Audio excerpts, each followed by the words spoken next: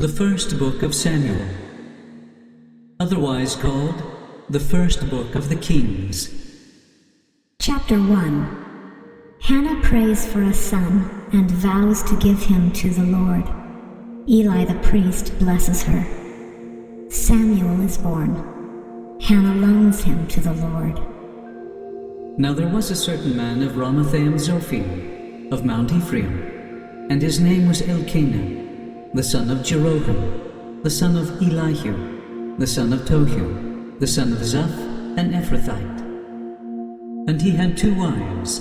The name of the one was Hannah, and the name of the other Peninnah. And Peninnah had children, but Hannah had no children. And this man went up out of his city yearly, to worship and to sacrifice unto the Lord of hosts in Shiloh. And the 2 sons of Eli, Hophni and Phinehas, the priests of the Lord, were there. And when the time was that Elkanah offered, he gave to Peninnah his wife, and to all her sons and her daughters portions. But unto Hannah he gave a worthy portion, for he loved Hannah, but the Lord had shut up her womb. And her adversary also provoked her sore, for to make her fret, because the Lord had shut up her womb. And as he did so year by year, when she went up to the house of the Lord, so she provoked her. Therefore she wept and did not eat. Then said Elkanah her husband to her, Hannah, why weepest thou? And why eatest thou not? And why is thy heart grieved? Am not I better to thee than 10 sons? So Hannah rose up after they had eaten in Shiloh, and after they had drunk. Now Eli the priest sat upon a seat by a post of the temple of the Lord. And she was in bitterness of soul, and prayed unto the Lord, and wept sore. And she vowed a vow, and said, O Lord of hosts, if thou wilt indeed look on the affliction of thine handmaid, and remember me, and not forget thine handmaid, but wilt give unto thine handmaid a man-child, then I will give him unto the Lord all the days of his life, and there shall no razor come upon his head. And it came to pass, as she continued praying before the Lord, that Eli marked her mouth. Now Hannah, she spake in her heart, only her lips moved, but her voice was not heard. Therefore Eli thought she had been drunken. And Eli said unto her, How long wilt thou be drunken? Put away thy wine from thee. And Hannah answered and said, No, my Lord, I am a woman of a sorrowful spirit. I have drunk neither wine nor strong drink, but have poured out my soul before the Lord. Count not thine handmaid for a daughter of Belial, for out of the abundance of my complaint and grief have I spoken hitherto. Then Eli answered and said, Go in peace, and the God of Israel grant thee thy petition that thou hast asked of him. And she said, Let thine handmaid find grace in thy sight. So the woman went her way, and did eat, and her countenance was no more sad. And they rose up in the morning early, and worshipped before the Lord, and returned, and came to their house to Ramah. And Elkanah knew Hannah his wife, and the Lord remembered her. Wherefore it came to pass, when the time was come about after Hannah had conceived, that she bare a son, and called his name Samuel, saying, Because I have asked him of the Lord. And the man Elkanah and all his house went up to offer unto the Lord the yearly sacrifice, and his vow. But Hannah went not up, for she said unto her husband, I will not go up until the child be weaned, and then I will bring him, that he may appear before the Lord, and there abide forever. And Elkanah her husband said unto her, Do what seemeth thee good. Tarry until thou have weaned him. Only the Lord establish his word. So the woman abode, and gave her son suck until she weaned him. And when she had weaned him, she took him up with her, with 3 bullocks, and 1 ephah of flour, and a bottle of wine, and brought him unto the house of the Lord in Shiloh. And the child was young. And they slew a bullock, and brought the child to Eli. And she said, O my Lord, as thy soul liveth, my Lord, I am the woman that stood by thee here praying unto the Lord. For this child I prayed, and the Lord hath given me my petition which I asked of him. Therefore also I have lent him to the Lord. As long as he liveth, he shall be lent to the Lord. And he worshipped the Lord there. Chapter 2. Hannah sings praises to the Lord. Samuel ministers before the Lord. Eli blesses Elkanah and Hannah, and they have sons and daughters. The sons of Eli reject the Lord and live in wickedness. The Lord rejects the house of Eli. And Hannah prayed and said, My heart rejoiceth in the Lord. Mine horn is exalted in the Lord. My mouth is enlarged over mine enemies, because I rejoice in thy salvation. There is none holy as the Lord, for there is none beside thee, neither is there any rock like our God. Talk no more so exceeding proudly. Let not arrogancy come out of your mouth. For the Lord is a God of knowledge, and by him actions are weighed. The bows of the mighty men are broken, and they that stumbled are girded with strength. They that were full have hired out themselves for bread, and they that were hungry ceased. So that the barren hath borne 7, and she that hath many children is waxed feeble. The Lord killeth and maketh alive. He bringeth down to the grave, and bringeth up. The Lord maketh poor, and maketh rich. He bringeth low, and lifteth up. He raiseth up the poor out of the dust, and lifteth up the beggar from the dunghill, to set them among princes, and to make them inherit the throne of glory. For the pillars of the earth are the Lord's, and he hath set the world upon them. He will keep the feet of his saints, and the wicked shall be silent in darkness. For by strength shall no man prevail. The adversaries of the Lord shall be broken to pieces. Out of heaven shall he thunder upon them. The Lord shall judge the ends of the earth, and he shall give strength unto his king, and exalt the horn of his anointed. And Elkanah went to Ramah to his house, and the child did minister unto the Lord before Eli the priest. Now the sons of Eli were sons of Belial. They knew not the Lord. And the priest's custom with the people was that when any man offered sacrifice, the priest's servant came, while the flesh was in seething, with a flesh hook of 3 teeth in his hand. And he struck it into the pan, or kettle, or cauldron, or pot. All that the flesh hook brought up the priest took for himself.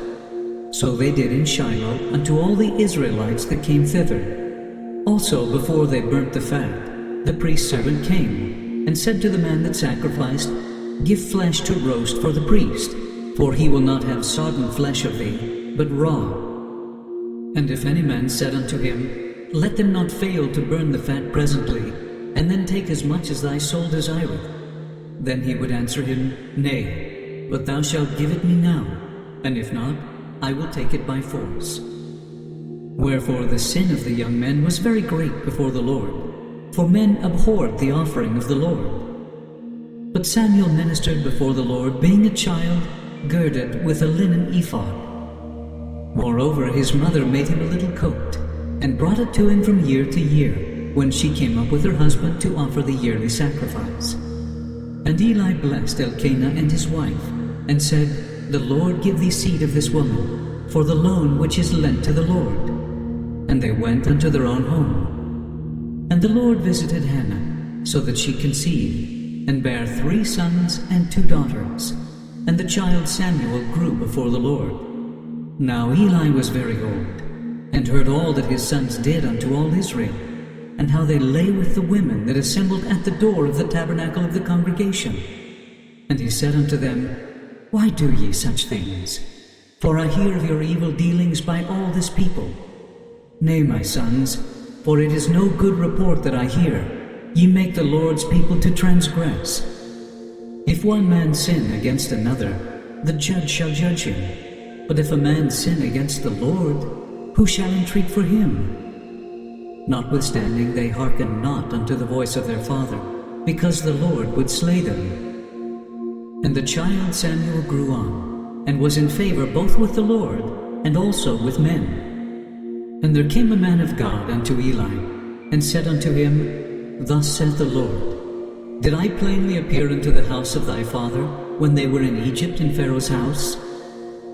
And did I choose him out of all the tribes of Israel to be my priest, to offer upon mine altar, to burn incense, to wear an ephod before me? And did I give unto the house of thy father all the offerings made by fire of the children of Israel? Wherefore kick ye at my sacrifice, and at mine offering, which I have commanded in my habitation, and honourest thy sons above me, to make yourselves fat with the chiefest of all the offerings of Israel my people? Wherefore the Lord God of Israel saith, I said indeed that thy house and the house of thy father should walk before me forever. But now the Lord saith, Be it far from me.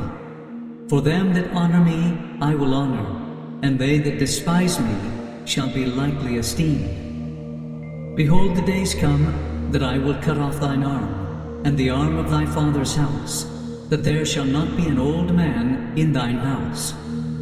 And thou shalt see an enemy in my habitation, in all the wealth which God shall give Israel. And there shall not be an old man in thine house forever. And the man of thine, whom I shall not cut off from mine altar, shall be to consume thine eyes, and to grieve thine heart. And all the increase of thine house shall die in the flower of their age. And this shall be a sign unto thee, that shall come upon thy 2 sons, on Hophni and Phinehas. In one day they shall die both of them. And I will raise me up a faithful priest, that shall do according to that which is in mine heart and in my mind. And I will build him a sure house, and he shall walk before mine anointed forever. And it shall come to pass, that every one that is left in thine house shall come and crouch to him for a piece of silver and a morsel of bread, and shall say, Put me, I pray thee, into one of the priest's offices, that I may eat a piece of bread. Chapter 3. The Lord calls Samuel. The house of Eli will not be purged by sacrifices and offerings. Samuel is recognized as a prophet by all Israel. The Lord appears to him. And the child Samuel ministered unto the Lord before Eli.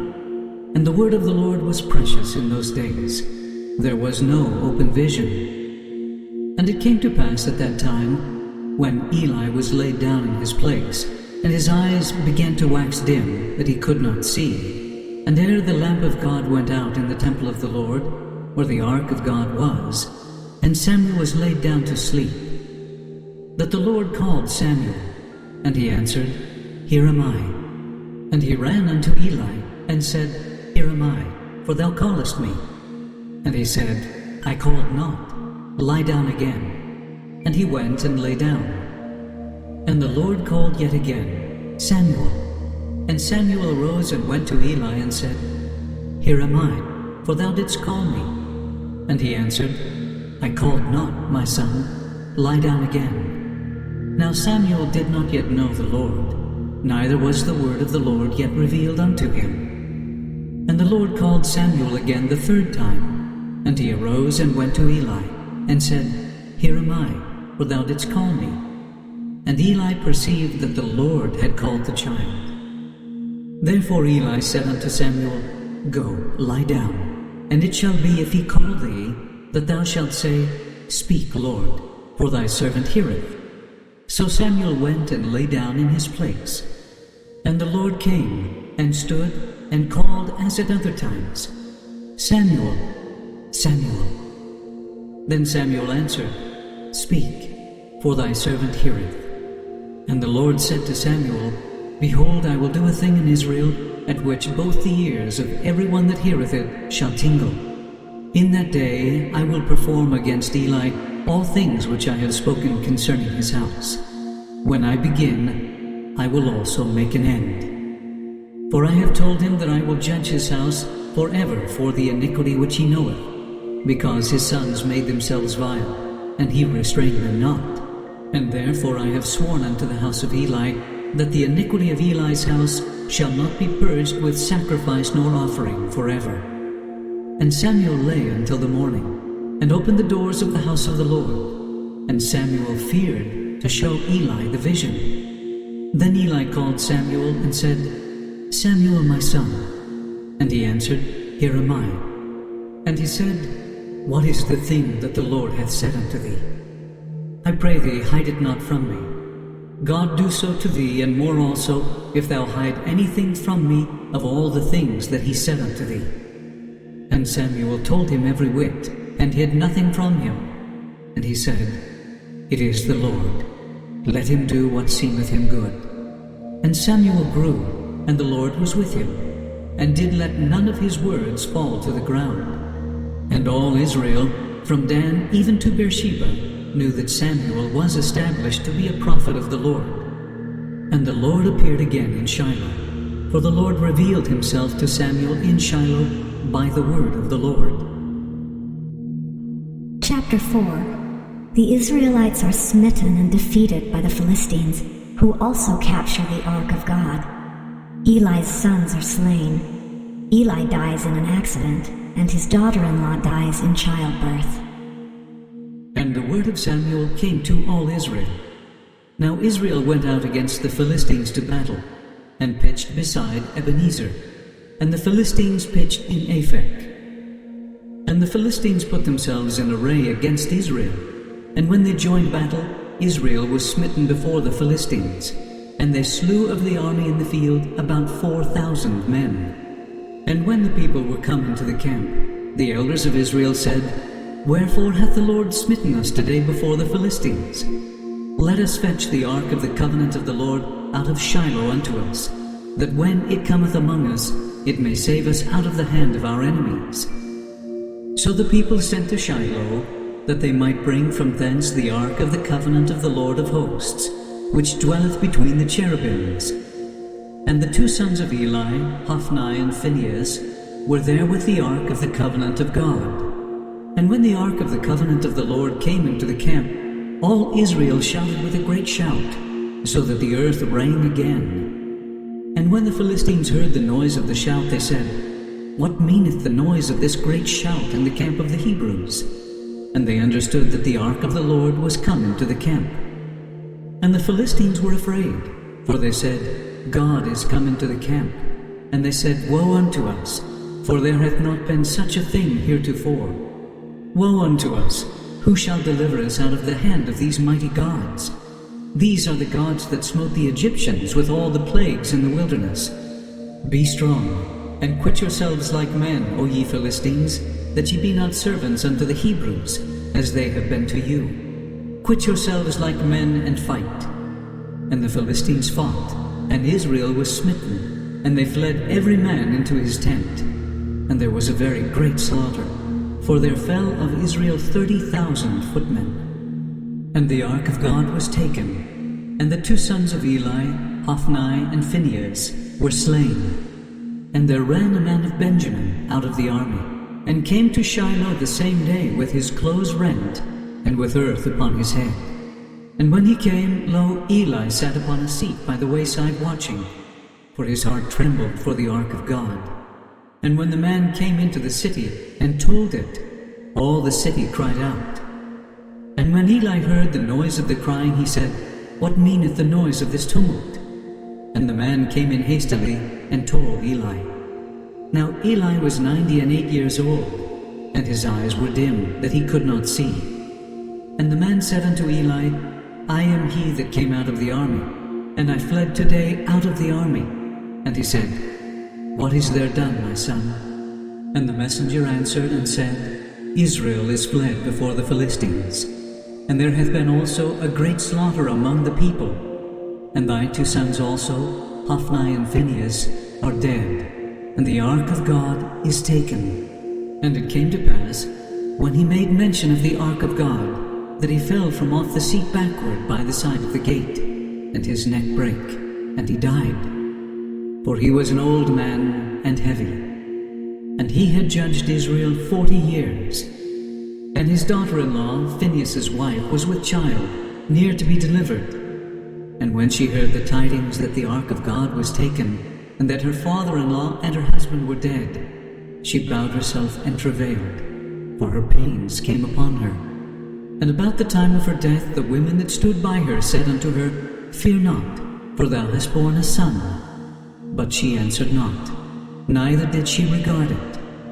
And she named the child Ichabod, saying, The glory is departed from Israel, because the ark of God was taken, and because of her father-in-law and her husband. And she said, The glory is departed from Israel, for the ark of God is taken. Chapter 5. The Philistines placed the ark in the house of Dagon, their god. The Philistines in Ashdod, then Gath, and then Ekron are plagued and slain because the ark is lodged with them. And the Philistines took the ark of God, and brought it from Ebenezer unto Ashdod. When the Philistines took the ark of God, they brought it into the house of Dagon, and set it by Dagon. And when they of Ashdod arose early on the morrow, behold, Dagon was fallen upon his face to the earth before the ark of the Lord. And they took Dagon, and set him in his place again. And when they arose early on the morrow morning, behold, Dagon was fallen upon his face to the ground before the ark of the Lord. And the head of Dagon and both the palms of his hands were cut off upon the threshold. Only the stump of Dagon was left to him. Therefore neither the priests of Dagon nor any that come into Dagon's house tread on the threshold of Dagon in Ashdod unto this day. But the hand of the Lord was heavy upon them of Ashdod, and he destroyed them, and smote them with emerods, even Ashdod and the coasts thereof. And when the men of Ashdod saw that it was so, they said, The ark of the God of Israel shall not abide with us, for his hand is sore upon us, and upon Dagon our God. They sent therefore and gathered all the lords of the Philistines unto them, and said, What shall we do with the ark of the God of Israel? And they answered, Let the ark of the God of Israel be carried about unto Gath. And they carried the ark of the God of Israel about thither. And it was so, that after they had carried it about, the hand of the Lord was against the city with a very great destruction. And he smote the men of the city, both small and great, and they had emerods in their secret parts. Therefore they sent the ark of God to Ekron. And it came to pass, as the ark of God came to Ekron, that the Ekronites cried out, saying, They have brought about the ark of the God of Israel to us, to slay us and our people. So they sent and gathered together all the lords of the Philistines, and said, Send away the ark of the God of Israel, and let it go again to his own place, that it slay us not, and our people. For there was a deadly destruction throughout all the city. The hand of God was very heavy there, and the men that died not were smitten with the emerods. And the cry of the city went up to heaven. Chapter 6. The Philistines send back the ark with an offering. The Lord smites and slays the Israelites in Beth-Shemesh, who look into the ark. And the ark of the Lord was in the country of the Philistines 7 months. And the Philistines called for the priests and the diviners, saying, What shall we do to the ark of the Lord? Tell us wherewith we shall send it to his place. And they said, If ye send away the ark of the God of Israel, send it not empty, but in any wise return him a trespass offering. Then ye shall be healed, and it shall be known to you why his hand is not removed from you. Then said they, What shall be the trespass offering, which we shall return to him? They answered, 5 golden emerods, and 5 golden mice, according to the number of the lords of the Philistines. For one plague was on you all, and on your lords. Wherefore ye shall make images of your emerods, and images of your mice that mar the land, and ye shall give glory unto the God of Israel. Peradventure he will lighten his hand from off you, and from off your gods, and from off your land. Wherefore then do ye harden your hearts, as the Egyptians and Pharaoh hardened their hearts? When he had wrought wonderfully among them, did they not let the people go, and they departed?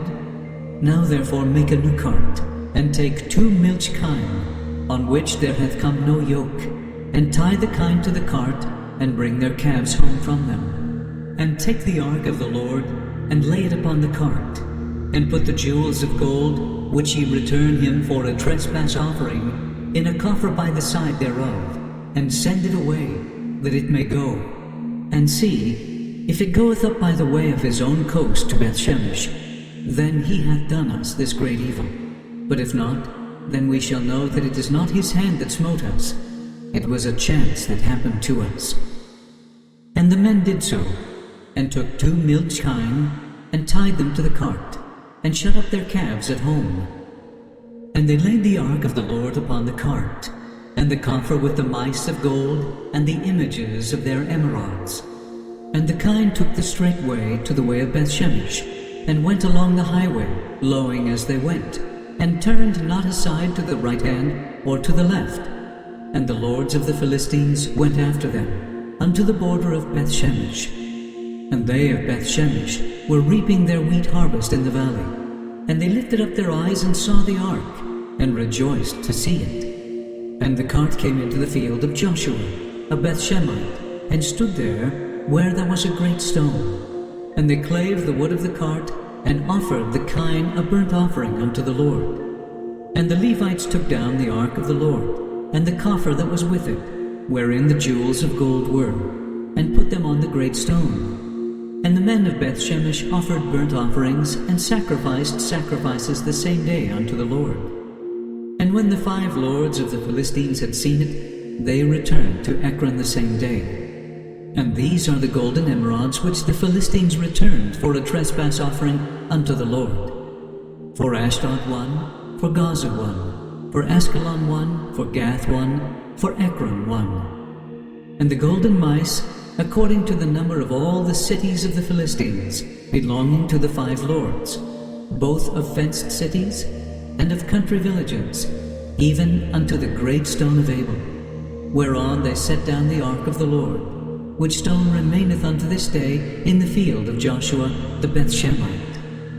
And he smote the men of Bethshemesh, because they had looked into the ark of the Lord. Even he smote of the people 50,010 men. And the people lamented, because the Lord had smitten many of the people with a great slaughter. And the men of Bethshemesh said, Who is able to stand before this holy Lord God? And to whom shall he go up from us? And they sent messengers to the inhabitants of Kirjath-jearim, saying, The Philistines have brought again the ark of the Lord. Come ye down, and fetch it up to you. Chapter 7. Samuel exhorts Israel to forsake Ashtaroth and Baalim and serve the Lord. Israel fasts and seeks the Lord. The Philistines are subdued. Samuel judges Israel. And the men of Kirjath-jearim came, and fetched up the ark of the Lord, and brought it into the house of Abinadab in the hill, and sanctified Eleazar his son to keep the ark of the Lord. And it came to pass, while the ark abode in Kirjath-jearim, that the time was long, for it was 20 years, and all the house of Israel lamented after the Lord. And Samuel spake unto all the house of Israel, saying, If ye do return unto the Lord with all your hearts, then put away the strange gods and Ashtaroth from among you, and prepare your hearts unto the Lord, and serve him only, and he will deliver you out of the hand of the Philistines. Then the children of Israel did put away Baalim and Ashtaroth, and served the Lord only. And Samuel said, Gather all Israel to Mizpeh, and I will pray for you unto the Lord. And they gathered together to Mizpeh, and drew water, and poured it out before the Lord, and fasted on that day, and said there, We have sinned against the Lord. And Samuel judged the children of Israel in Mizpeh. And when the Philistines heard that the children of Israel were gathered together to Mizpeh, the lords of the Philistines went up against Israel. And when the children of Israel heard it, they were afraid of the Philistines. And the children of Israel said to Samuel, Cease not to cry unto the Lord our God for us, that he will save us out of the hand of the Philistines. And Samuel took a sucking lamb, and offered it for a burnt offering holy unto the Lord. And Samuel cried unto the Lord for Israel, and the Lord heard him. And as Samuel was offering up the burnt offering, the Philistines drew near to battle against Israel.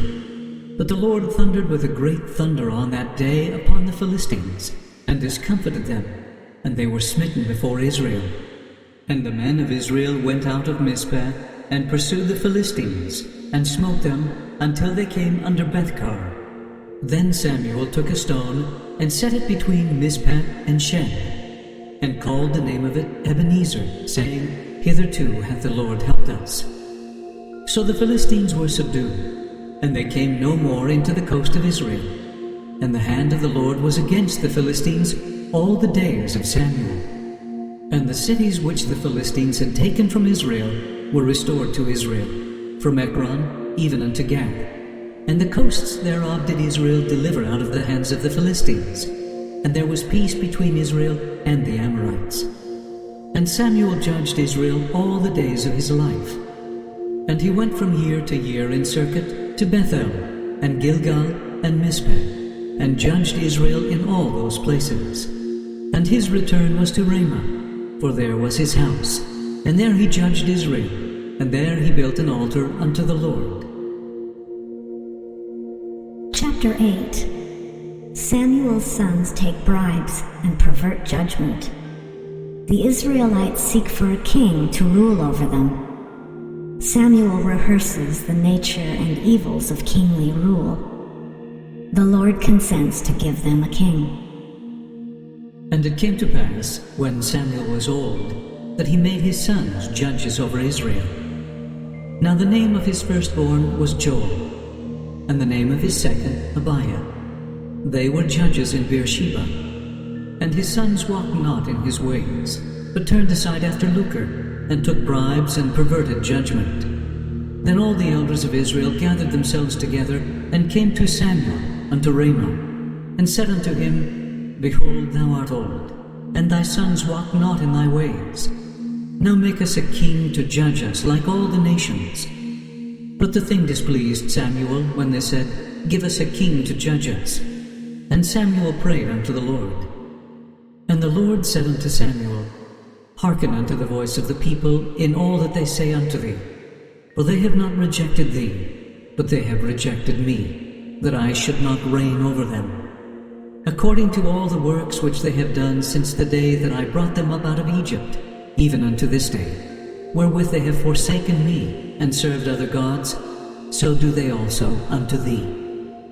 Now therefore hearken unto their voice, howbeit yet protest solemnly unto them, and show them the manner of the king that shall reign over them. And Samuel told all the words of the Lord unto the people that asked of him a king. And he said, This will be the manner of the king that shall reign over you. He will take your sons, and appoint them for himself, for his chariots, and to be his horsemen, and some shall run before his chariots. And he will appoint him captains over thousands, and captains over 50s, and will set them to ear his ground, and to reap his harvest, and to make his instruments of war, and instruments of his chariots. And he will take your daughters to be confectionaries, and to be cooks, and to be bakers. And he will take your fields, and your vineyards, and your olive yards, even the best of them, and give them to his servants.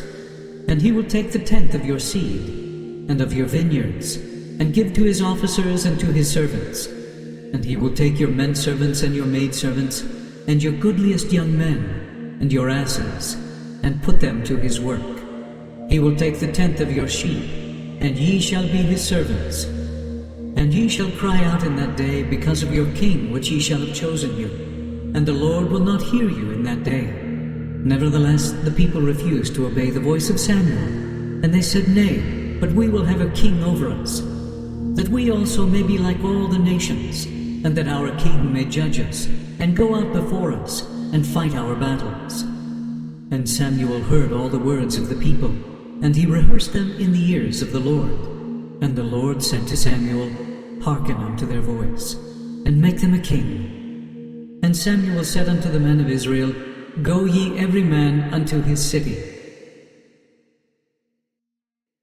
Chapter 9. Saul, the son of Kish, a Benjamite, is a choice and goodly person. He is sent to seek his father's asses. The Lord reveals to Samuel the seer that Saul is to be king. Saul goes to Samuel and is entertained by him. Now there was a man of Benjamin whose name was Kish, the son of Abiel, the son of Zeror, the son of Bechorath, the son of Aphiah, a Benjamite, a mighty man of power. And he had a son whose name was Saul, a choice young man and a goodly. And there was not among the children of Israel a goodlier person than he. From his shoulders and upward he was higher than any of the people. And the asses of Kish, Saul's father, were lost. And Kish said to Saul his son, Take now one of the servants with you, and arise, go seek the asses. And he passed through Mount Ephraim, and passed through the land of Shalisha, but they found them not. Then they passed through the land of Shalem, and there they were not. And he passed through the land of the Benjamites, but they found them not. And when they were come to the land of Zuph, Saul said to his servant that was with him, Come, and let us return, lest my father leave caring for the asses, and take thought for us. And he said unto him, Behold now, there is in this city a man of God, and he is an honorable man. All that he saith cometh surely to pass. Now let us go thither. Peradventure he can show us our way that we should go. Then said Saul to his servant, But behold, if we go, what shall we bring the man? For the bread is spent in our vessels, and there is not a present to bring to the man of God. What have we? And the servant answered Saul again and said, Behold, I have here at hand the 4th part of a shekel of silver. That will I give to the man of God, to tell us our way. Before time in Israel, when a man went to inquire of God, thus he spake, Come, and let us go to the seer. For he that is now called a prophet was before time called a seer. Then said Saul to his servant, Well said, Come, let us go. So they went unto the city where the man of God was. And as they went up the hill to the city, they found young maidens going out to draw water, and said unto them, Is the seer here? And they answered them and said, He is. Behold, he is before you. Make haste now, for he came today to the city. For there is a sacrifice of the people today in the high place. As soon as ye be come into the city, ye shall straightway find him, before he go up to the high place to eat. For the people will not eat until he come, because he doth bless the sacrifice. And afterwards they eat that be bidden. Now therefore get you up, for about this time ye shall find him. And they went up into the city. And when they were come into the city, behold, Samuel came out against them, for to go up to the high place. Now the Lord had told Samuel in his ear a day before Saul came, saying, Tomorrow, about this time, I will send thee a man out of the land of Benjamin, and thou shalt anoint him to be captain over my people Israel, that he may save my people out of the hand of the Philistines. For I have looked upon my people, because their cry is come unto me. And when Samuel saw Saul, the Lord said unto him, Behold the man whom I spake to thee of, this same shall reign over my people. Then Saul drew near to Samuel in the gate, and said, Tell me, I pray thee, where the seer's house is. And Samuel answered Saul and said, I am the seer. Go up before me unto the high place, for ye shall eat with me today, and tomorrow I will let thee go, and will tell thee all that is in thine heart. And as for thine asses that were lost 3 days ago, set not thy mind on them, for they are found. And on whom is all the desire of Israel? Is it not on thee, and on all thy father's house? And Saul answered and said, Am not I a Benjamite, of the smallest of the tribes of Israel, and my family the least of all the families of the tribe of Benjamin? Wherefore then speakest thou so to me? And Samuel took Saul and his servant, and brought them into the parlor, and made them sit in the chiefest place among them that were bidden, which were about 30 persons. And Samuel said unto the cook, Bring the portion which I gave thee, of which I said unto thee, Set it by thee. And the cook took up the shoulder, and that which was upon it, and set it before Saul. And Samuel said, Behold that which is left, set it before thee, and eat. For unto this time hath it been kept for thee, since I said, I have invited the people. So Saul did eat with Samuel that day. And when they were come down from the high place into the city, Samuel communed with Saul upon the top of the house. And they arose early, and it came to pass about the spring of the day, that Samuel called Saul to the top of the house, saying, Up, that I may send thee away. And Saul arose, and they went out both of them, he and Samuel, abroad. And as they were going down to the end of the city, Samuel said to Saul, Bid the servant pass on before us. And he passed on, but stand thou still a while, that I may show thee the word of God. Chapter 10. Samuel anoints Saul to be captain over the Lord's inheritance. Samuel manifests the gift of seership. Saul prophesies among the prophets, and the Lord gives him a new heart.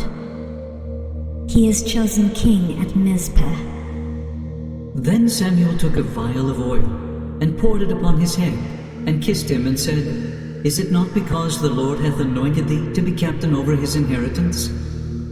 When thou art departed from me today, then thou shalt find 2 men by Rachel's sepulchre in the border of Benjamin at Zelzah. And they will say unto thee, The asses which thou wentest to seek are found. And lo, thy father hath left the care of the asses, and sorroweth for you, saying, What shall I do for my son? Then shalt thou go on forward from thence, and thou shalt come to the plain of Tabor. And there shall meet thee 3 men going up to God to Bethel, one carrying 3 kids, and another carrying 3 loaves of bread, and another carrying a bottle of wine. And they will salute thee, and give thee 2 loaves of bread, which thou shalt receive of their hands. After that thou shalt come to the hill of God, where is the garrison of the Philistines. And it shall come to pass, when thou art come thither to the city, that thou shalt meet a company of prophets, coming down from the high place, with a psaltery, and a tabret, and a pipe, and a harp before them. And they shall prophesy. And the Spirit of the Lord will come upon thee, and thou shalt prophesy with them, and shalt be turned into another man. And let it be, when these signs are come unto thee, that thou do as occasion serve thee, for God is with thee. And thou shalt go down before me to Gilgal, and behold, I will come down unto thee, to offer burnt offerings, and to sacrifice sacrifices of peace offerings. 7 days shalt thou tarry, till I come to thee, and show thee what thou shalt do. And it was so, that when he had turned his back to go from Samuel, God gave him another heart. And all those signs came to pass that day. And when they came thither to the hill, behold, a company of prophets met him, and the Spirit of God came upon him, and he prophesied among them. And it came to pass, when all that knew him beforetime saw that, behold, he prophesied among the prophets, then the people said one to another, What is this that is come unto the son of Kish? Is Saul also among the prophets? And one of the same place answered and said, But who is their father? Therefore it became a proverb, Is Saul also among the prophets? And when he had made an end of prophesying, he came to the high place.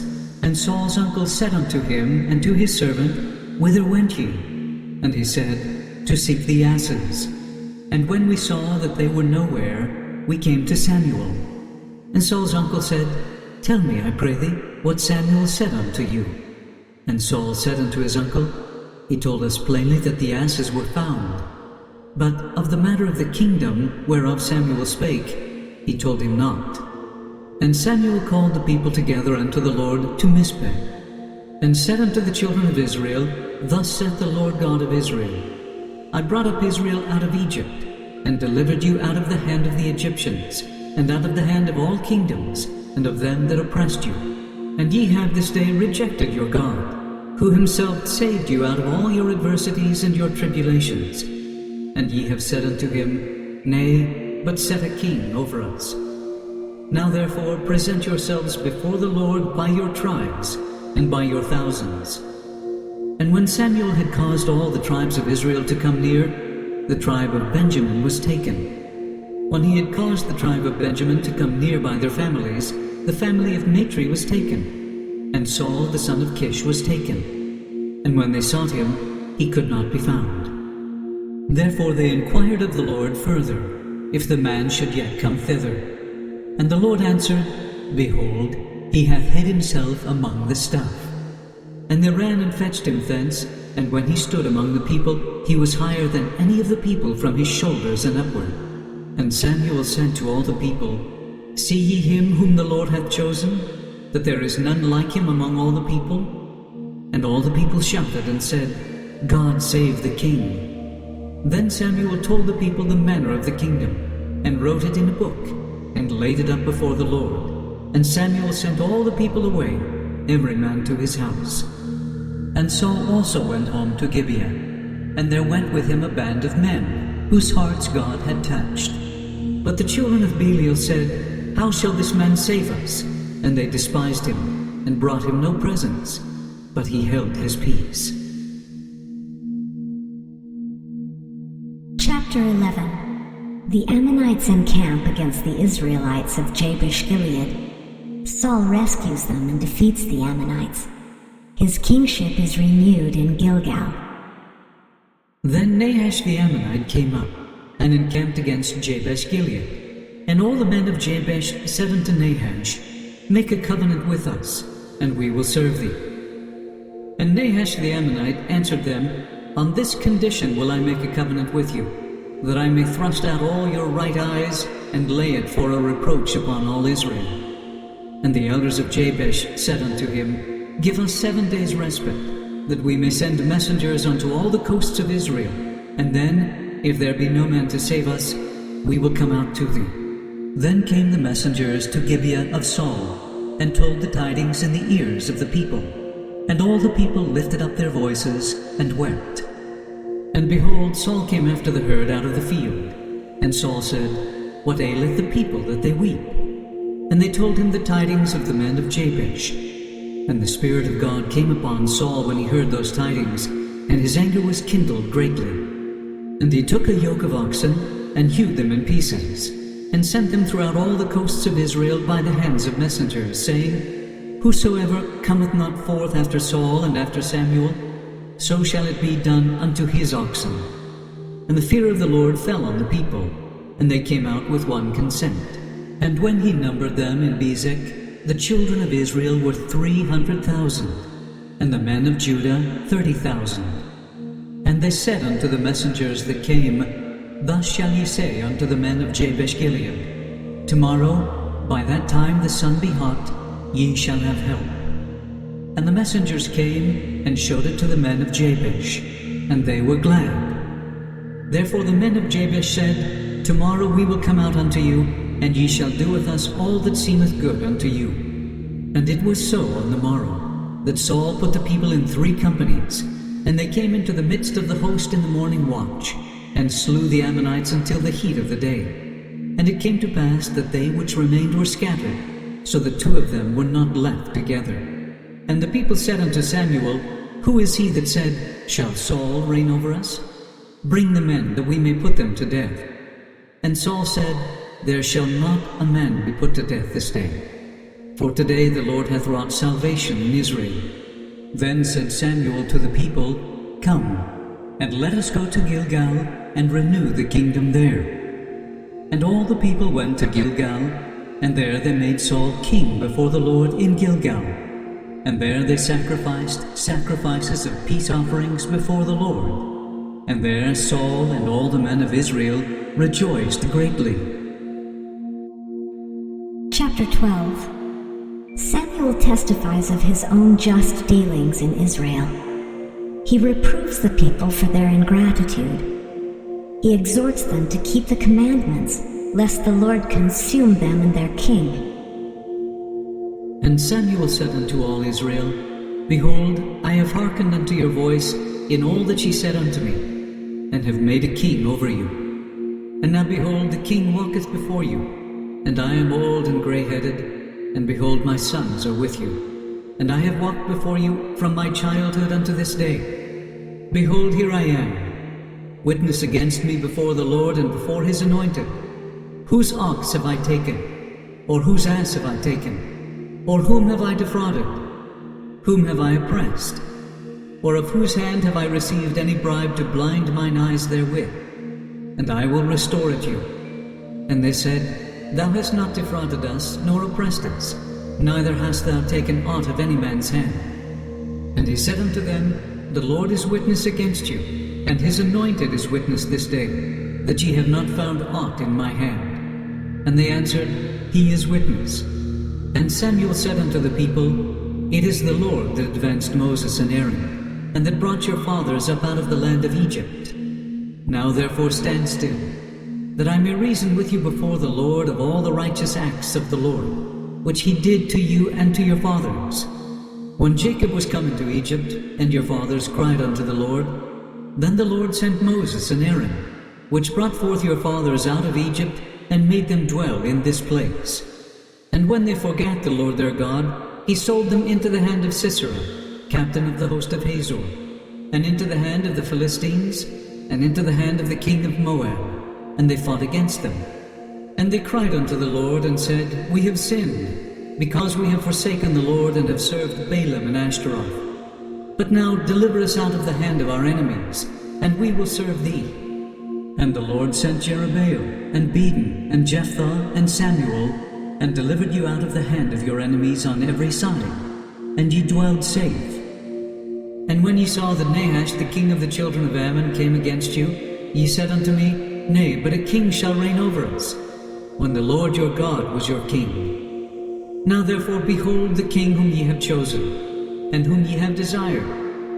And behold, the Lord hath set a king over you. If ye will fear the Lord, and serve him, and obey his voice, and not rebel against the commandment of the Lord, then shall both ye and also the king that reigneth over you continue following the Lord your God. But if ye will not obey the voice of the Lord, but rebel against the commandment of the Lord, then shall the hand of the Lord be against you, as it was against your fathers.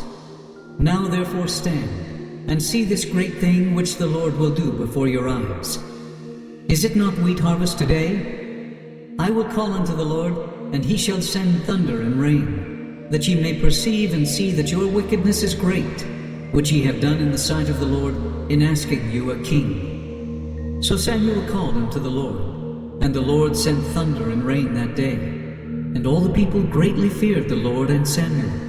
And all the people said unto Samuel, Pray for thy servants unto the Lord thy God, that we die not, for we have added unto all our sins this evil, to ask us a king. And Samuel said unto the people, Fear not. Ye have done all this wickedness, yet turn not aside from following the Lord, but serve the Lord with all your heart. And turn ye not aside, for then should ye go after vain things, which cannot profit nor deliver, for they are vain. For the Lord will not forsake his people for his great name's sake, because it hath pleased the Lord to make you his people. Moreover, as for me, God forbid that I should sin against the Lord in ceasing to pray for you. But I will teach you the good and the right way. Only fear the Lord, and serve him in truth with all your heart. For consider how great things he hath done for you. But if ye shall still do wickedly, ye shall be consumed, both ye and your king. Chapter 13. Saul offers a burnt offering. The Lord rejects him and chooses another captain over his people. Saul reigned 1 year, and when he had reigned 2 years over Israel, Saul chose him 3,000 men of Israel, whereof 2,000 were with Saul in Michmash and in Mount Bethel, and 1,000 were with Jonathan in Gibeah of Benjamin, and the rest of the people he sent every man to his tent. And Jonathan smote the garrison of the Philistines that was in Geba, and the Philistines heard of it. And Saul blew the trumpet throughout all the land, saying, Let the Hebrews hear. And all Israel heard say that Saul had smitten a garrison of the Philistines, and that Israel also was had in abomination with the Philistines. And the people were called together after Saul to Gilgal. And the Philistines gathered themselves together to fight with Israel, 30,000 chariots and 6,000 horsemen, and people as the sand which is on the seashore in multitude.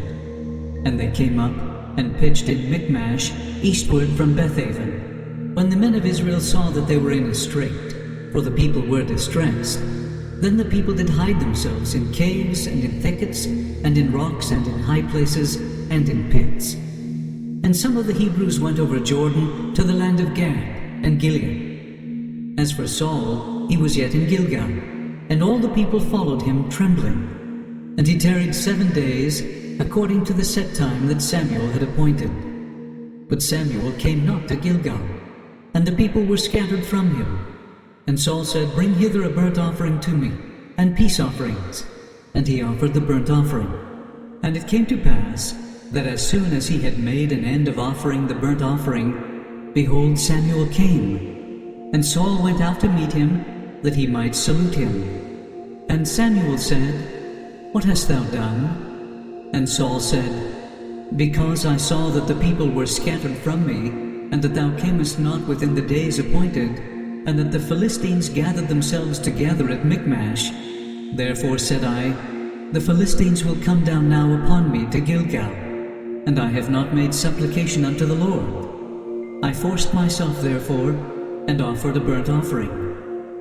And Samuel said to Saul, Thou hast done foolishly. Thou hast not kept the commandment of the Lord thy God, which he commanded thee. For now would the Lord have established thy kingdom upon Israel forever. But now thy kingdom shall not continue. The Lord hath sought him a man after his own heart, and the Lord hath commanded him to be captain over his people, because thou hast not kept that which the Lord commanded thee. And Samuel arose, and gat him up from Gilgal unto Gibeah of Benjamin. And Saul numbered the people that were present with him, about 600 men. And Saul and Jonathan his son, and the people that were present with them, abode in Gibeah of Benjamin. But the Philistines encamped in Michmash. And the spoilers came out of the camp of the Philistines in 3 companies. One company turned unto the way that leadeth to Ophrah, unto the land of Shur. And another company turned the way to Beth-horon. And another company turned to the way of the border that looketh to the valley of Zeboam, toward the wilderness.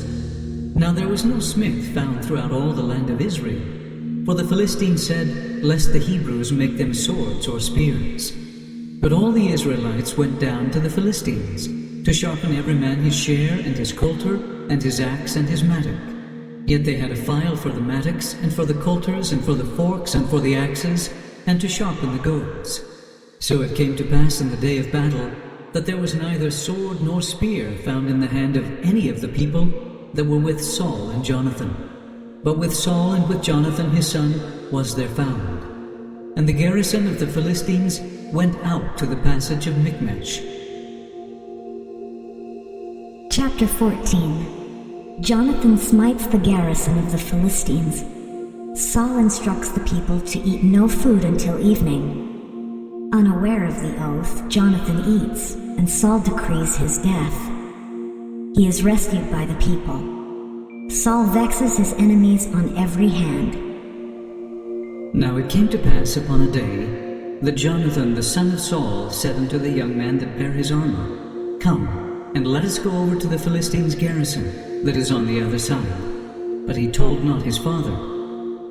And Saul tarried in the uttermost part of Gibeah, under a pomegranate tree which is in Migron. And the people that were with him were about 600 men. And Ahiah, the son of Ahitub, Ichabod's brother, the son of Phinehas, the son of Eli, the Lord's priest in Shiloh, wearing an ephod. And the people knew not that Jonathan was gone. And between the passages by which Jonathan sought to go over unto the Philistines' garrison, there was a sharp rock on the one side, and a sharp rock on the other side. And the name of the one was Bozez, and the name of the other Seneh. The forefront of the one was situate northward over against Michmash, and the other southward over against Gibeah. And Jonathan said to the young man that bare his armor, Come, and let us go over unto the garrison of these uncircumcised. It may be that the Lord will work for us, for there is no restraint to the Lord to save by many or by few. And his armor-bearer said unto him, Do all that is in thine heart. Turn thee. Behold, I am with thee according to thy heart. Then said Jonathan, Behold, we will pass over unto these men, and we will discover ourselves unto them. If they say thus unto us, Tarry until we come to you, then we will stand still in our place, and will not go up unto them. But if they say thus, Come up unto us, then we will go up, for the Lord hath delivered them into our hand, and this shall be a sign unto us. and both of them discovered themselves unto the garrison of the Philistines. And the Philistines said, Behold, the Hebrews come forth out of the holes where they had hid themselves. And the men of the garrison answered Jonathan and his armor-bearer, and said, Come up to us, and we will show you a thing. And Jonathan said unto his armor-bearer, Come up after me, for the Lord hath delivered them into the hand of Israel. And Jonathan climbed up upon his hands and upon his feet, and his armor-bearer after him. And they fell before Jonathan, and his armor-bearer slew after him. And that first slaughter which Jonathan and his armor-bearer made was about 20 men, within as it were an half-acre of land, which a yoke of oxen might plough. And there was trembling in the host in the field, and among all the people, the garrison and the spoilers, they also trembled, and the earth quaked. So it was a very great trembling. And the watchmen of Saul in Gibeah of Benjamin looked, and behold, the multitude melted away, and they went on beating down one another. Then said Saul unto the people that were with him, Number now, and see who is gone from us. And when they had numbered, behold, Jonathan and his armor-bearer were not there. And Saul said unto Ahiah, Bring hither the ark of God. For the ark of God was at that time with the children of Israel. And it came to pass, while Saul talked unto the priest, that the noise that was in the host of the Philistines went on and increased. And Saul said unto the priest, Withdraw thine hand. And Saul and all the people that were with him assembled themselves. And they came to the battle. And behold, every man's sword was against his fellow, and there was a very great discomfiture. Moreover, the Hebrews that were with the Philistines before that time, which went up with them into the camp from the country round about, even they also turned to be with the Israelites that were with Saul and Jonathan. Likewise all the men of Israel, which had hid themselves in Mount Ephraim, when they heard that the Philistines fled, even they also followed hard after them in the battle. So the Lord saved Israel that day, and the battle passed over unto Bethaven. And the men of Israel were distressed that day. For Saul had adjured the people, saying, Cursed be the man that eateth any food until evening, that I may be avenged on mine enemies. So none of the people tasted any food. And all they of the land came to a wood, and there was honey upon the ground. And when the people were come into the wood, behold, the honey dropped. But no man put his hand to his mouth, for the people feared the oath. But Jonathan heard not when his father charged the people with the oath. Wherefore he put forth the end of the rod that was in his hand, and dipped it in an honeycomb, and put his hand to his mouth, and his eyes were enlightened. Then answered one of the people, and said, Thy father straitly charged the people with an oath, saying, Cursed be the man that eateth any food this day. And the people were faint. Then said Jonathan, My father hath troubled the land. See, I pray you, how mine eyes have been enlightened, because I tasted a little of this honey. How much more, if haply the people had eaten freely today of the spoil of their enemies which they found? For had there not been now a much greater slaughter among the Philistines? And they smote the Philistines that day from Michmash to Aijalon. And the people were very faint. And the people flew upon the spoil, and took sheep and oxen and calves, and slew them on the ground, and the people did eat them with the blood. Then they told Saul, saying, Behold, the people sin against the Lord, in that they eat with the blood. And he said, Ye have transgressed. Roll a great stone unto me this day. And Saul said, Disperse yourselves among the people, and say unto them, Bring me hither every man his ox, and every man his sheep, and slay them here and eat, and sin not against the Lord in eating with the blood. And all the people brought every man his ox with him that night, and slew them there. And Saul built an altar unto the Lord. The same was the first altar that he built unto the Lord. And Saul said, Let us go down after the Philistines by night, and spoil them until the morning light, and let us not leave a man of them. And they said, Do whatsoever seemeth good unto thee. Then said the priest, Let us draw near hither unto God. And Saul asked counsel of God, Shall I go down after the Philistines? Wilt thou deliver them into the hand of Israel? But he answered him not that day. And Saul said, Draw ye near hither, all the chief of the people, and know and see wherein this sin hath been this day. For as the Lord liveth, which saveth Israel, though it be in Jonathan my son, he shall surely die. But there was not a man among all the people that answered him. Then said he unto all Israel, Be ye on one side, and I and Jonathan my son will be on the other side. And the people said unto Saul, Do what seemeth good unto thee. Therefore Saul said unto the Lord God of Israel, Give a perfect lot. And Saul and Jonathan were taken, but the people escaped. And Saul said, Cast lots between me and Jonathan my son. And Jonathan was taken. Then Saul said to Jonathan, Tell me what thou hast done. And Jonathan told him, and said, I did but taste a little honey with the end of the rod that was in mine hand. And lo, I must die. And Saul answered, God do so and more also, for thou shalt surely die, Jonathan. And the people said unto Saul, Shall Jonathan die, who hath wrought this great salvation in Israel? God forbid. As the Lord liveth, there shall not one hair of his head fall to the ground, for he hath wrought with God this day. So the people rescued Jonathan, that he died not. Then Saul went up from following the Philistines, and the Philistines went to their own place. So Saul took the kingdom over Israel, and fought against all his enemies on every side, against Moab, and against the children of Ammon, and against Edom, and against the kings of Zobah, and against the Philistines. And whithersoever he turned himself, he vexed them. And he gathered an host, and smote the Amalekites, and delivered Israel out of the hands of them that spoiled them. Now the sons of Saul were Jonathan, and Ishuai, and Melchishua, and the names of his 2 daughters were these: the name of the firstborn, Merab, and the name of the younger, Michal. And the name of Saul's wife was Ahinoam, the daughter of Ahimaaz. And the name of the captain of his host was Abner, the son of Ner, Saul's uncle. And Kish was the father of Saul, and Ner the father of Abner was the son of Abiel. And there was sore war against the Philistines all the days of Saul. And when Saul saw any strong man, or any valiant man, he took him unto him. Chapter 15. Saul is commanded to smite and destroy the Amalekites and all that they have. He saves some animals to sacrifice. Saul is rejected as king and told that to obey is better than sacrifice. Samuel destroys Agag. Samuel also said unto Saul, The Lord sent me to anoint thee to be king over his people, over Israel. Now therefore hearken thou unto the voice of the words of the Lord.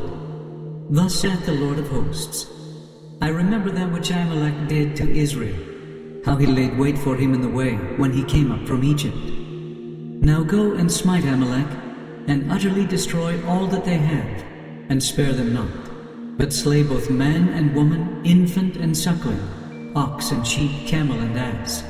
And Saul gathered the people together, and numbered them in Telaim, 200,000 footmen, and 10,000 men of Judah. And Saul came to a city of Amalek, and laid wait in the valley. And Saul said unto the Kenites, Go, depart, get you down from among the Amalekites, lest I destroy you with them. For ye showed kindness to all the children of Israel, when they came up out of Egypt. So the Kenites departed from among the Amalekites.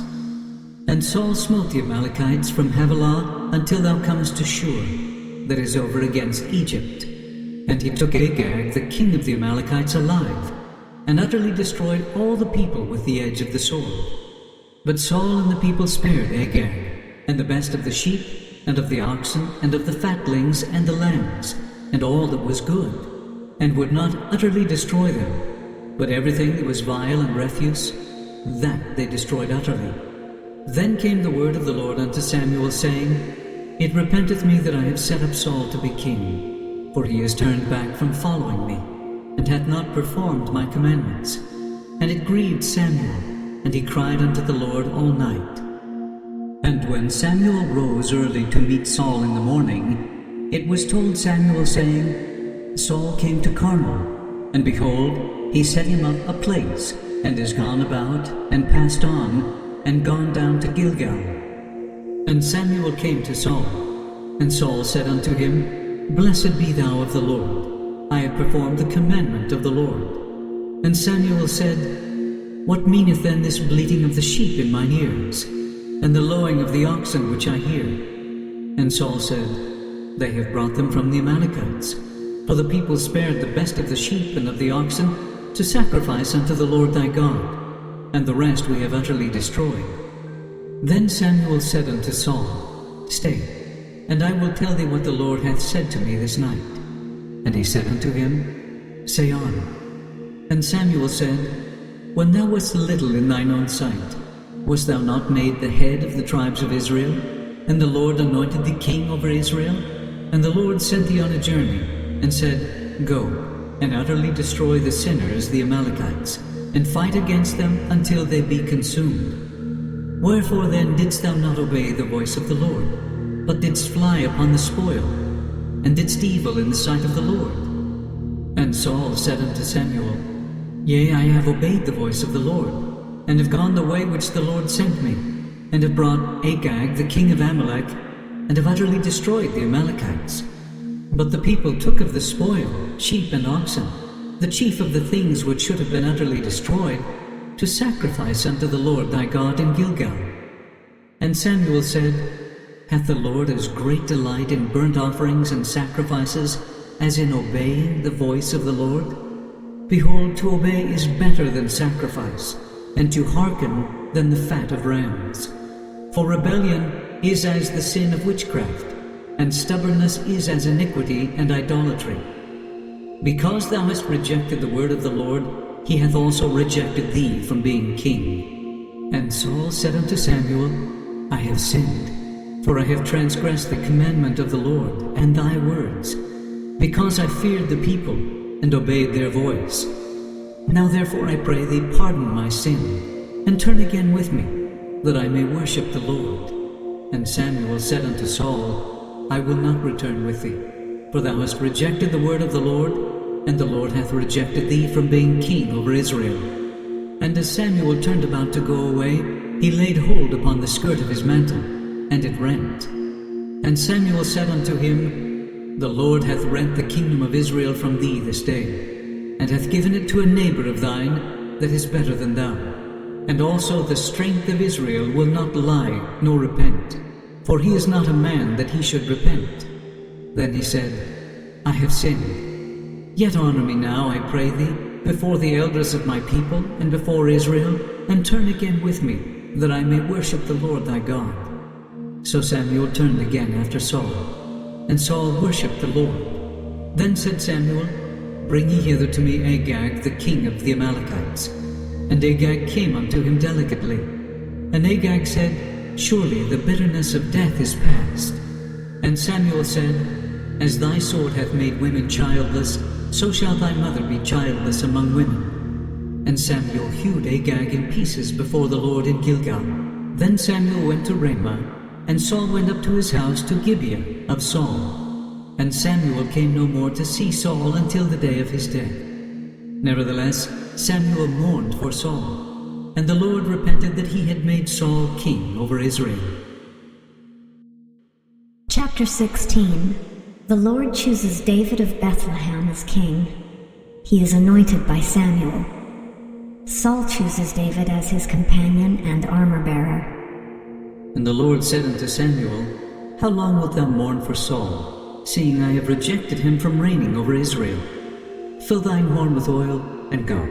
I will send thee to Jesse the Bethlehemite, for I have provided me a king among his sons. And Samuel said, How can I go? If Saul hear it, he will kill me. And the Lord said, Take an heifer with thee, and say, I am come to sacrifice to the Lord. And call Jesse to the sacrifice, and I will show thee what thou shalt do. And thou shalt anoint unto me him whom I name unto thee. And Samuel did that which the Lord spake, and came to Bethlehem. And the elders of the town trembled at his coming, and said, Comest thou peaceably? And he said, Peaceably. I am come to sacrifice unto the Lord. Sanctify yourselves, and come with me to the sacrifice. And he sanctified Jesse and his sons, and called them to the sacrifice. And it came to pass, when they were come, that he looked on Eliab, and said, Surely the Lord's anointed is before him. But the Lord said unto Samuel, Look not on his countenance, or on the height of his stature, because I have refused him. For the Lord seeth not as men see. For man looketh on the outward appearance, but the Lord looketh on the heart. Then Jesse called Abinadab, and made him pass before Samuel. And he said, Neither hath the Lord chosen this. Then Jesse made Shammah to pass by, and he said, Neither hath the Lord chosen this. Again Jesse made 7 of his sons to pass before Samuel. And Samuel said unto Jesse, The Lord hath not chosen these. And Samuel said unto Jesse, Are here all thy children? And he said, There remaineth yet the youngest, and behold, he keepeth the sheep. And Samuel said unto Jesse, Send and fetch him, for we will not sit down till he come hither. And he sent and brought him in. Now he was ruddy, and withal of a beautiful countenance, and goodly to look to. And the Lord said, Arise, anoint him, for this is he. Then Samuel took the horn of oil, and anointed him in the midst of his brethren. And the Spirit of the Lord came upon David from that day forward. So Samuel rose up, and went to Ramah. But the Spirit of the Lord departed from Saul, and an evil spirit from the Lord troubled him. And Saul's servants said unto him, Behold now, an evil spirit from God troubleth thee. Let our Lord now command thy servants, which are before thee, to seek out a man who is a cunning player on an harp. And it shall come to pass, when the evil spirit from God is upon thee, that he shall play with his hand, and thou shalt be well. And Saul said unto his servants, Provide me now a man that can play well, and bring him to me. Then answered one of the servants and said, Behold, I have seen a son of Jesse, the Bethlehemite, that is cunning in playing, and a mighty valiant man, and a man of war, and prudent in matters, and a comely person, and the Lord is with him. Wherefore Saul sent messengers unto Jesse, and said, Send me David thy son, which is with the sheep. And Jesse took an ass laden with bread, and a bottle of wine, and a kid, and sent them by David his son unto Saul. And David came to Saul, and stood before him. And he loved him greatly, and he became his armor-bearer. And Saul sent to Jesse, saying, Let David, I pray thee, stand before me, for he hath found favor in my sight. And it came to pass, when the evil spirit from God was upon Saul, that David took an harp, and played with his hand. So Saul was refreshed, and was well, and the evil spirit departed from him. Chapter 17. Israel and the Philistines engage in war. Goliath of Gath, a giant, defies Israel and challenges any Israelite to personal combat. David goes against him in the name of the Lord. David slays Goliath with a sling and a stone. Israel defeats the Philistines. Now the Philistines gathered together their armies to battle, and were gathered together at Shochoh, which belongeth to Judah, and pitched between Shochoh and Azekah in Ephes-dammim. And Saul and the men of Israel were gathered together, and pitched by the valley of Elah, and set the battle in array against the Philistines. And the Philistines stood on a mountain on the one side, and Israel stood on a mountain on the other side, and there was a valley between them. And there went out a champion out of the camp of the Philistines, named Goliath of Gath, whose height was 6 cubits and a span. And he had an helmet of brass upon his head, and he was armed with a coat of mail, and the weight of the coat was 5,000 shekels of brass. And he had greaves of brass upon his legs, and a target of brass between his shoulders. And the staff of his spear was like a weaver's beam. And his spear's head weighed 600 shekels of iron, and one bearing a shield went before him. And he stood and cried unto the armies of Israel, and said unto them, Why are ye come out to set your battle in array? Am not I a Philistine, and ye servants to Saul? Choose you a man for you, and let him come down to me. If he be able to fight with me and to kill me, then will we be your servants. But if I prevail against him and kill him, then shall ye be our servants, and serve us. And the Philistine said, I defy the armies of Israel this day. Give me a man, that we may fight together. When Saul and all Israel heard those words of the Philistine, they were dismayed and greatly afraid. Now David was the son of that Ephrathite of Bethlehem, Judah, whose name was Jesse, and he had 8 sons. And the man went among men for an old man in the days of Saul. And the 3 eldest sons of Jesse went and followed Saul to the battle. And the names of his 3 sons that went to the battle were Eliab the firstborn, and next unto him Abinadab, and the third Shammah.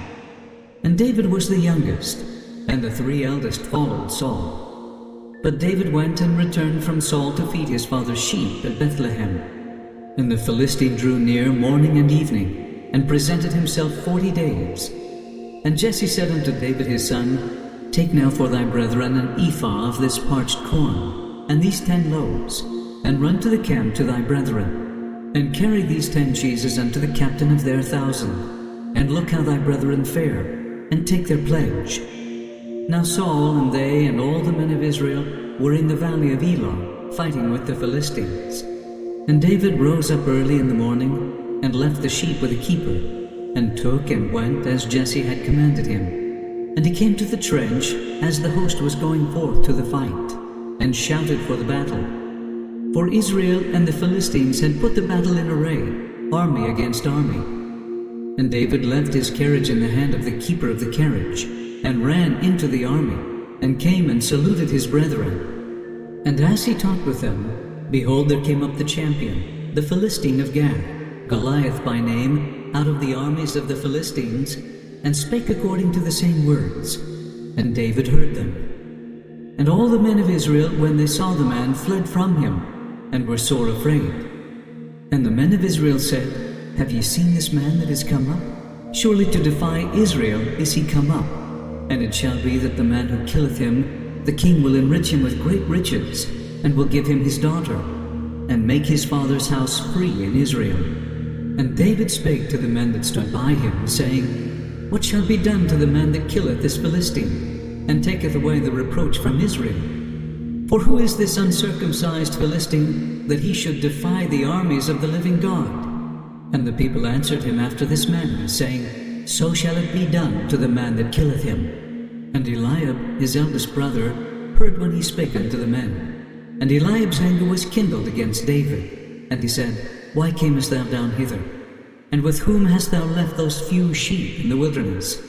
I know thy pride, and the naughtiness of thine heart. For thou art come down that thou mightest see the battle. And David said, What have I now done? Is there not a cause? And he turned from him toward another, and spake after the same manner. And the people answered him again after the former manner. And when the words were heard which David spake, they rehearsed them before Saul, and he sent for him. And David said to Saul, Let no man's heart fail because of him. Thy servant will go and fight with this Philistine. And Saul said to David, Thou art not able to go against this Philistine to fight with him, for thou art but a youth, and he a man of war from his youth. And David said unto Saul, Thy servant kept his father's sheep, and there came a lion and a bear, and took a lamb out of the flock. And I went out after him, and smote him, and delivered it out of his mouth. And when he arose against me, I caught him by his beard, and smote him, and slew him. Thy servant slew both the lion and the bear, and this uncircumcised Philistine shall be as one of them, seeing he hath defied the armies of the living God. David said moreover, The Lord that delivered me out of the paw of the lion, and out of the paw of the bear, he will deliver me out of the hand of this Philistine. And Saul said unto David, Go, and the Lord be with thee. And Saul armed David with his armor, and he put an helmet of brass upon his head. Also he armed him with a coat of mail. And David girded his sword upon his armor, and he essayed to go, for he had not proved it. And David said unto Saul, I cannot go with these, for I have not proved them. And David put them off him. And he took his staff in his hand, and chose him 5 smooth stones out of the brook, and put them in a shepherd's bag which he had, even in a scrip.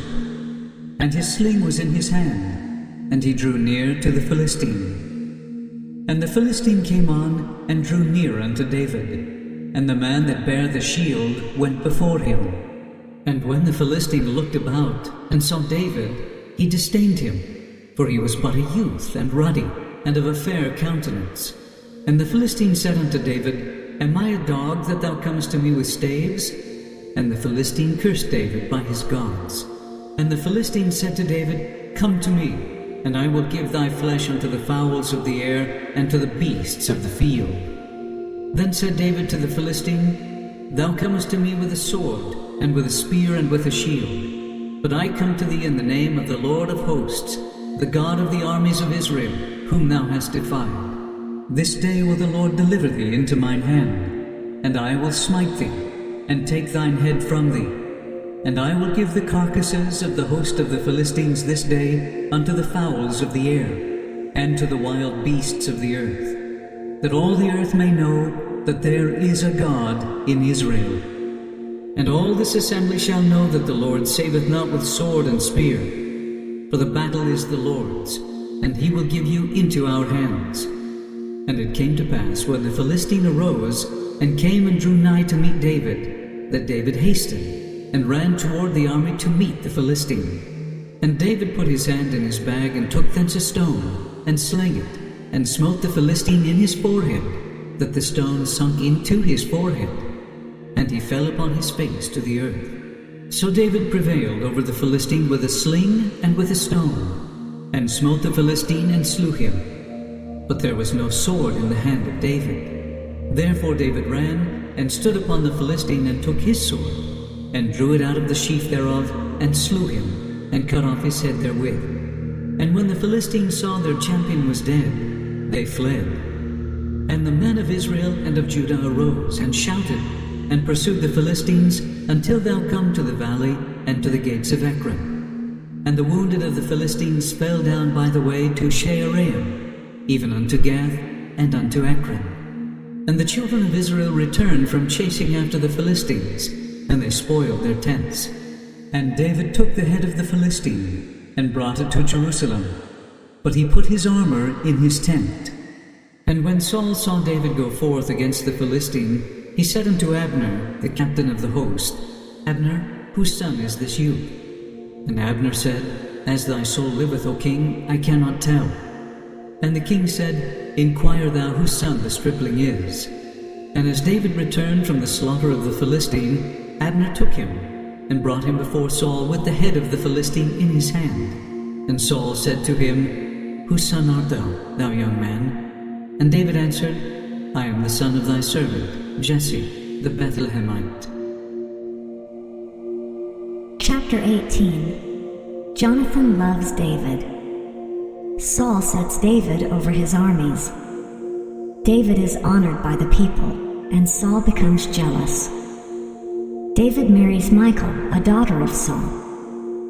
And it came to pass, when he had made an end of speaking unto Saul, that the soul of Jonathan was knit with the soul of David, and Jonathan loved him as his own soul. And Saul took him that day, and would let him go no more home to his father's house.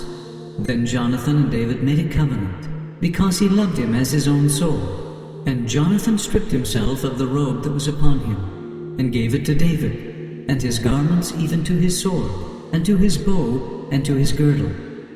And David went out whithersoever Saul sent him, and behaved himself wisely.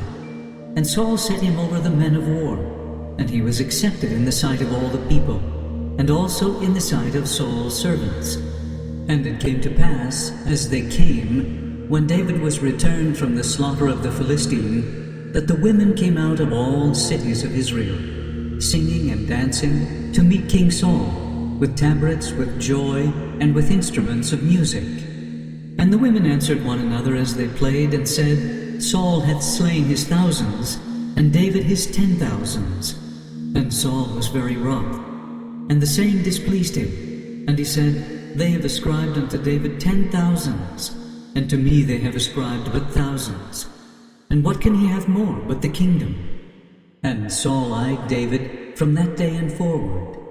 And it came to pass on the morrow that the evil spirit from God came upon Saul, and he prophesied in the midst of the house.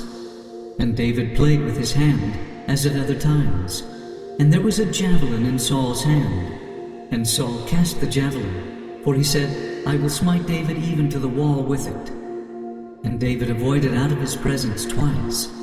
And Saul was afraid of David, because the Lord was with him, and was departed from Saul. Therefore Saul removed him from him, and made him his captain over 1,000. And he went out and came in before the people. And David behaved himself wisely in all his ways, and the Lord was with him. Wherefore when Saul saw that he behaved himself very wisely, he was afraid of him. But all Israel and Judah loved David, because he went out and came in before them. And Saul said to David, Behold my elder daughter Merab, her will I give thee to wife. Only be thou valiant for me, and fight the Lord's battles. For Saul said, Let not mine hand be upon him, but let the hand of the Philistines be upon him. And David said unto Saul, Who am I, and what is my life or my father's family in Israel, that I should be son-in-law to the king? But it came to pass at the time when Merab, Saul's daughter, should have been given to David, that she was given unto Adriel, the Meholathite, to wife. And Michal, Saul's daughter, loved David. And they told Saul, and the thing pleased him. And Saul said, I will give him her, that she may be a snare to him, and that the hand of the Philistines may be against him. Wherefore Saul said to David, Thou shalt this day be my son-in-law in the one of the twain. And Saul commanded his servants, saying, Commune with David secretly, and saying, Behold, the king hath delight in thee, and all his servants love thee. Now therefore be the king's son-in-law. And Saul's servants spake those words in the ears of David. And David said, Seemeth it to you a light thing to be a king's son-in-law, seeing that I am a poor man, and lightly esteemed? And the servants of Saul told him, saying, On this manner spake David. And Saul said, Thus shall ye say to David, The king desireth not any dowry, but 100 foreskins of the Philistines, to be avenged of the king's enemies. But Saul thought to make David fall by the hand of the Philistines. And when his servants told David these words, it pleased David well to be the king's son-in-law, and the days were not expired. Wherefore David arose and went, he and his men, and slew of the Philistines 200 men. And David brought their foreskins, and they gave them in full tale to the king, that he might be the king's son-in-law. And Saul gave him Michal his daughter to wife. And Saul saw and knew that the Lord was with David, and that Michal Saul's daughter loved him. And Saul was yet the more afraid of David, and Saul became David's enemy continually. Then the princes of the Philistines went forth, and it came to pass, after they went forth, that David behaved himself more wisely than all the servants of Saul, so that his name was much set by. Chapter 19. Saul seeks to kill David. Michal saves David by artifice. David joins Samuel and the company of prophets. And Saul spake to Jonathan his son, and to all his servants, that they should kill David. But Jonathan, Saul's son, delighted much in David. And Jonathan told David, saying, Saul my father seeketh to kill thee. Now therefore, I pray thee, take heed to thyself until the morning, and abide in a secret place, and hide thyself. And I will go out, and stand beside my father in the field where thou art, and I will commune with my father of thee. And what I see, that I will tell thee. And Jonathan spake good of David unto Saul his father, and said unto him, Let not the king sin against his servant, against David, because he hath not sinned against thee, and because his works have been to thee word very good. For he did put his life in his hand, and slew the Philistine, and the Lord wrought a great salvation for all Israel. Thou sawest it, and didst rejoice. Wherefore then wilt thou sin against innocent blood, to slay David without a cause? And Saul hearkened unto the voice of Jonathan, and Saul sware, As the Lord liveth, he shall not be slain. And Jonathan called David, and Jonathan showed him all those things. And Jonathan brought David to Saul, and he was in his presence, as in times past. And there was war again. And David went out, and fought with the Philistines, and slew them with a great slaughter, and they fled from him. And the evil spirit from the Lord was upon Saul, as he sat in his house, with his javelin in his hand, and David played with his hand. And Saul sought to smite David even to the wall with the javelin, but he slipped away out of Saul's presence, and he smote the javelin into the wall. And David fled and escaped that night. Saul also sent messengers unto David's house to watch him, and to slay him in the morning. And Michal, David's wife, told him, saying, If thou save not thy life tonight, tomorrow thou shalt be slain. So Michal let David down through a window, and he went and fled and escaped. And Michal took an image, and laid it in the bed, and put a pillow of goat's hair for his bolster, and covered it with a cloth. And when Saul sent messengers to take David, she said, He is sick. And Saul sent the messengers again to see David, saying, Bring him up to me in the bed, that I may slay him. And when the messengers were come in, behold, there was an image in the bed, with the pillow of goat's hair for his bolster. And Saul said unto Michal, Why hast thou deceived me so, and sent away mine enemy, that he is escaped? And Michal answered Saul, He said unto me, Let me go, why should I kill thee? So David fled, and escaped, and came to Samuel to Ramah, and told him all that Saul had done to him. And he and Samuel went and dwelt in Naioth. And it was told Saul, saying, Behold, David is at Naioth in Ramah. And Saul sent messengers to take David. And when they saw the company of the prophets prophesying, and Samuel standing as appointed over them, the Spirit of God was upon the messengers of Saul, and they also prophesied. And when it was told Saul, he sent other messengers, and they prophesied likewise. And Saul sent messengers again the third time, and they prophesied also.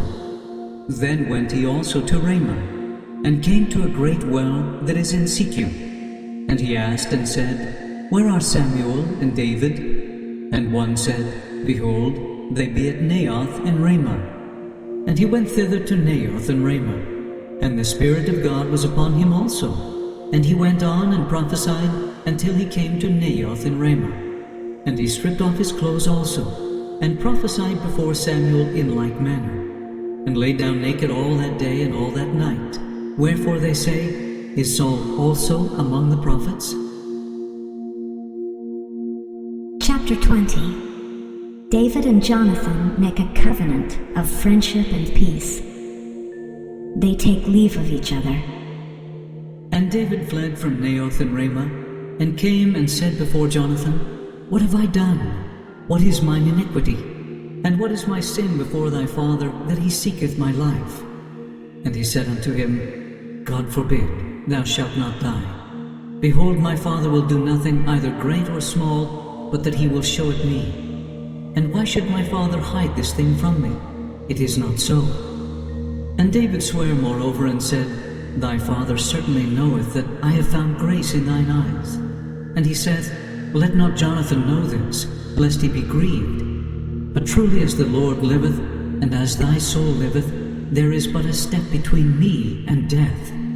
Then said Jonathan unto David, Whatsoever thy soul desireth, I will even do it for thee.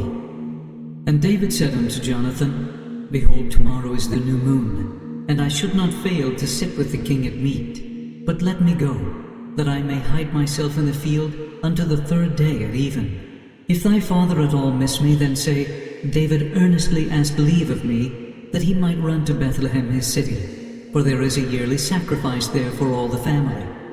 If he say thus, It is well, thy servant shall have peace.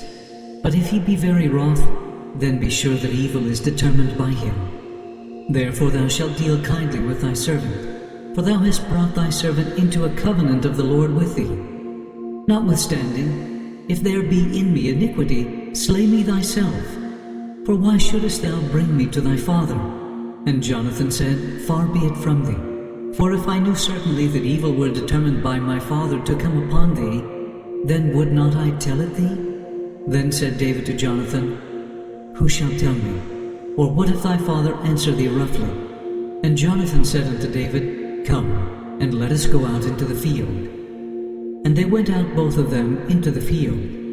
And Jonathan said unto David, O Lord God of Israel, when I have sounded my father about tomorrow any time, or the third day, and behold, if there be good toward David, and I then send not unto thee, and show it thee, the Lord do so, and much more to Jonathan. But if it please my father to do thee evil, then I will show it thee, and send thee away, that thou mayest go in peace, and the Lord be with thee, as he hath been with my father.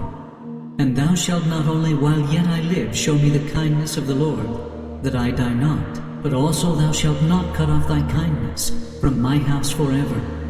No, not when the Lord hath cut off the enemies of David, every one from the face of the earth. So Jonathan made a covenant with the house of David, saying, Let the Lord even require it at the hand of David's enemies. And Jonathan caused David to swear again, because he loved him, for he loved him as he loved his own soul. Then Jonathan said to David, Tomorrow is the new moon, and thou shalt be missed, because thy seat will be empty.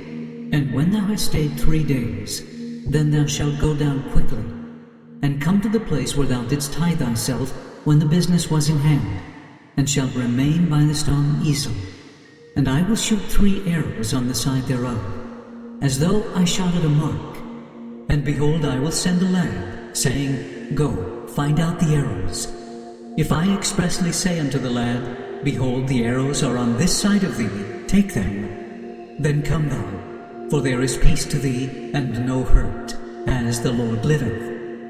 But if I say thus unto the young man, Behold, the arrows are beyond thee, go thy way, for the Lord hath sent thee away. And as touching the matter which thou and I have spoken of, behold, the Lord be between thee and me forever.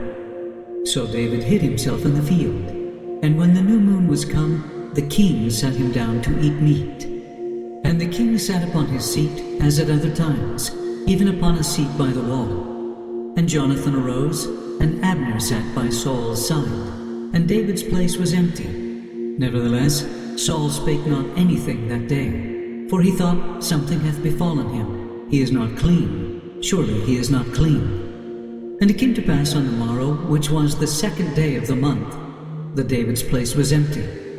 And Saul said unto Jonathan his son, Wherefore cometh not the son of Jesse to meat, neither yesterday nor today? And Jonathan answered Saul, David earnestly asked leave of me to go to Bethlehem. And he said, Let me go, I pray thee, for our family hath a sacrifice in the city, and my brother, he hath commanded me to be there. And now, if I have found favor in thine eyes, let me get away, I pray thee, and see my brethren. Therefore he cometh not unto the king's table. Then Saul's anger was kindled against Jonathan, and he said unto him, Thou son of the perverse rebellious woman, do not I know that thou hast chosen the son of Jesse to thine own confusion, and unto the confusion of thy mother's nakedness? For as long as the son of Jesse liveth upon the ground, thou shalt not be established, nor thy kingdom. Wherefore now send and fetch him unto me, for he shall surely die. And Jonathan answered Saul his father, and said unto him, Wherefore shall he be slain? What hath he done? And Saul cast a javelin at him to smite him, whereby Jonathan knew that it was determined of his father to slay David. So Jonathan arose from the table in fierce anger, and did eat no meat the 2nd day of the month, for he was grieved for David, because his father had done him shame. And it came to pass in the morning that Jonathan went out into the field at the time appointed with David, and a little lad with him. And he said unto his lad, Run, find out now the arrows which I shoot. And as the lad ran, he shot an arrow beyond him. And when the lad was come to the place of the arrow which Jonathan had shot, Jonathan cried after the lad and said, Is not the arrow beyond thee? And Jonathan cried after the lad, Make speed, haste, stay not. And Jonathan's lad gathered up the arrows and came to his master. But the lad knew not anything, only Jonathan and David knew the matter. And Jonathan gave his artillery unto his lad, and said unto him, Go, carry them to the city. And as soon as the lad was gone, David arose out of a place toward the south, and fell on his face to the ground, and bowed himself 3 times. And they kissed one another, and wept one with another, until David exceeded. And Jonathan said to David, Go in peace, for as much as we have sworn both of us in the name of the Lord, saying, the Lord be between me and thee, and between my seed and thy seed forever." And he arose and departed, and Jonathan went into the city. Chapter 21. David gets help from Ahimelech the priest. He eats the showbread. He goes to Gath, where he pretends madness. Then came David to Nob, to Ahimelech the priest.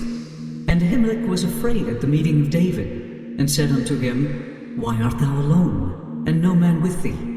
And David said unto Ahimelech the priest, "The king hath commanded me a business, and hath said unto me, Let no man know anything of the business whereabout I send thee, and what I have commanded thee. And I have appointed my servants to such and such a place. Now therefore, what is under thine hand? Give me 5 loaves of bread in mine hand, or what there is present."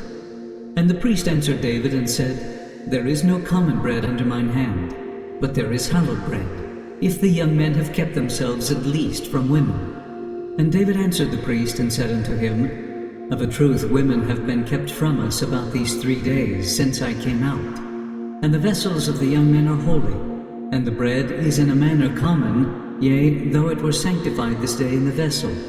So the priest gave him hallowed bread, for there was no bread there but the showbread that was taken from before the Lord, to put hot bread in the day when it was taken away.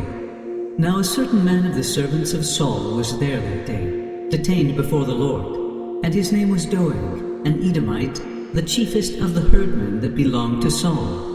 And David said unto Ahimelech, "And is there not here under thine hand spear or sword? For I have neither brought my sword nor my weapons with me, because the king's business required haste." And the priest said, "The sword of Goliath, the Philistine, whom thou slewest in the valley of Elah, behold, it is here wrapped in a cloth behind the ephod. If thou wilt take that, take it, for there is no other save that here."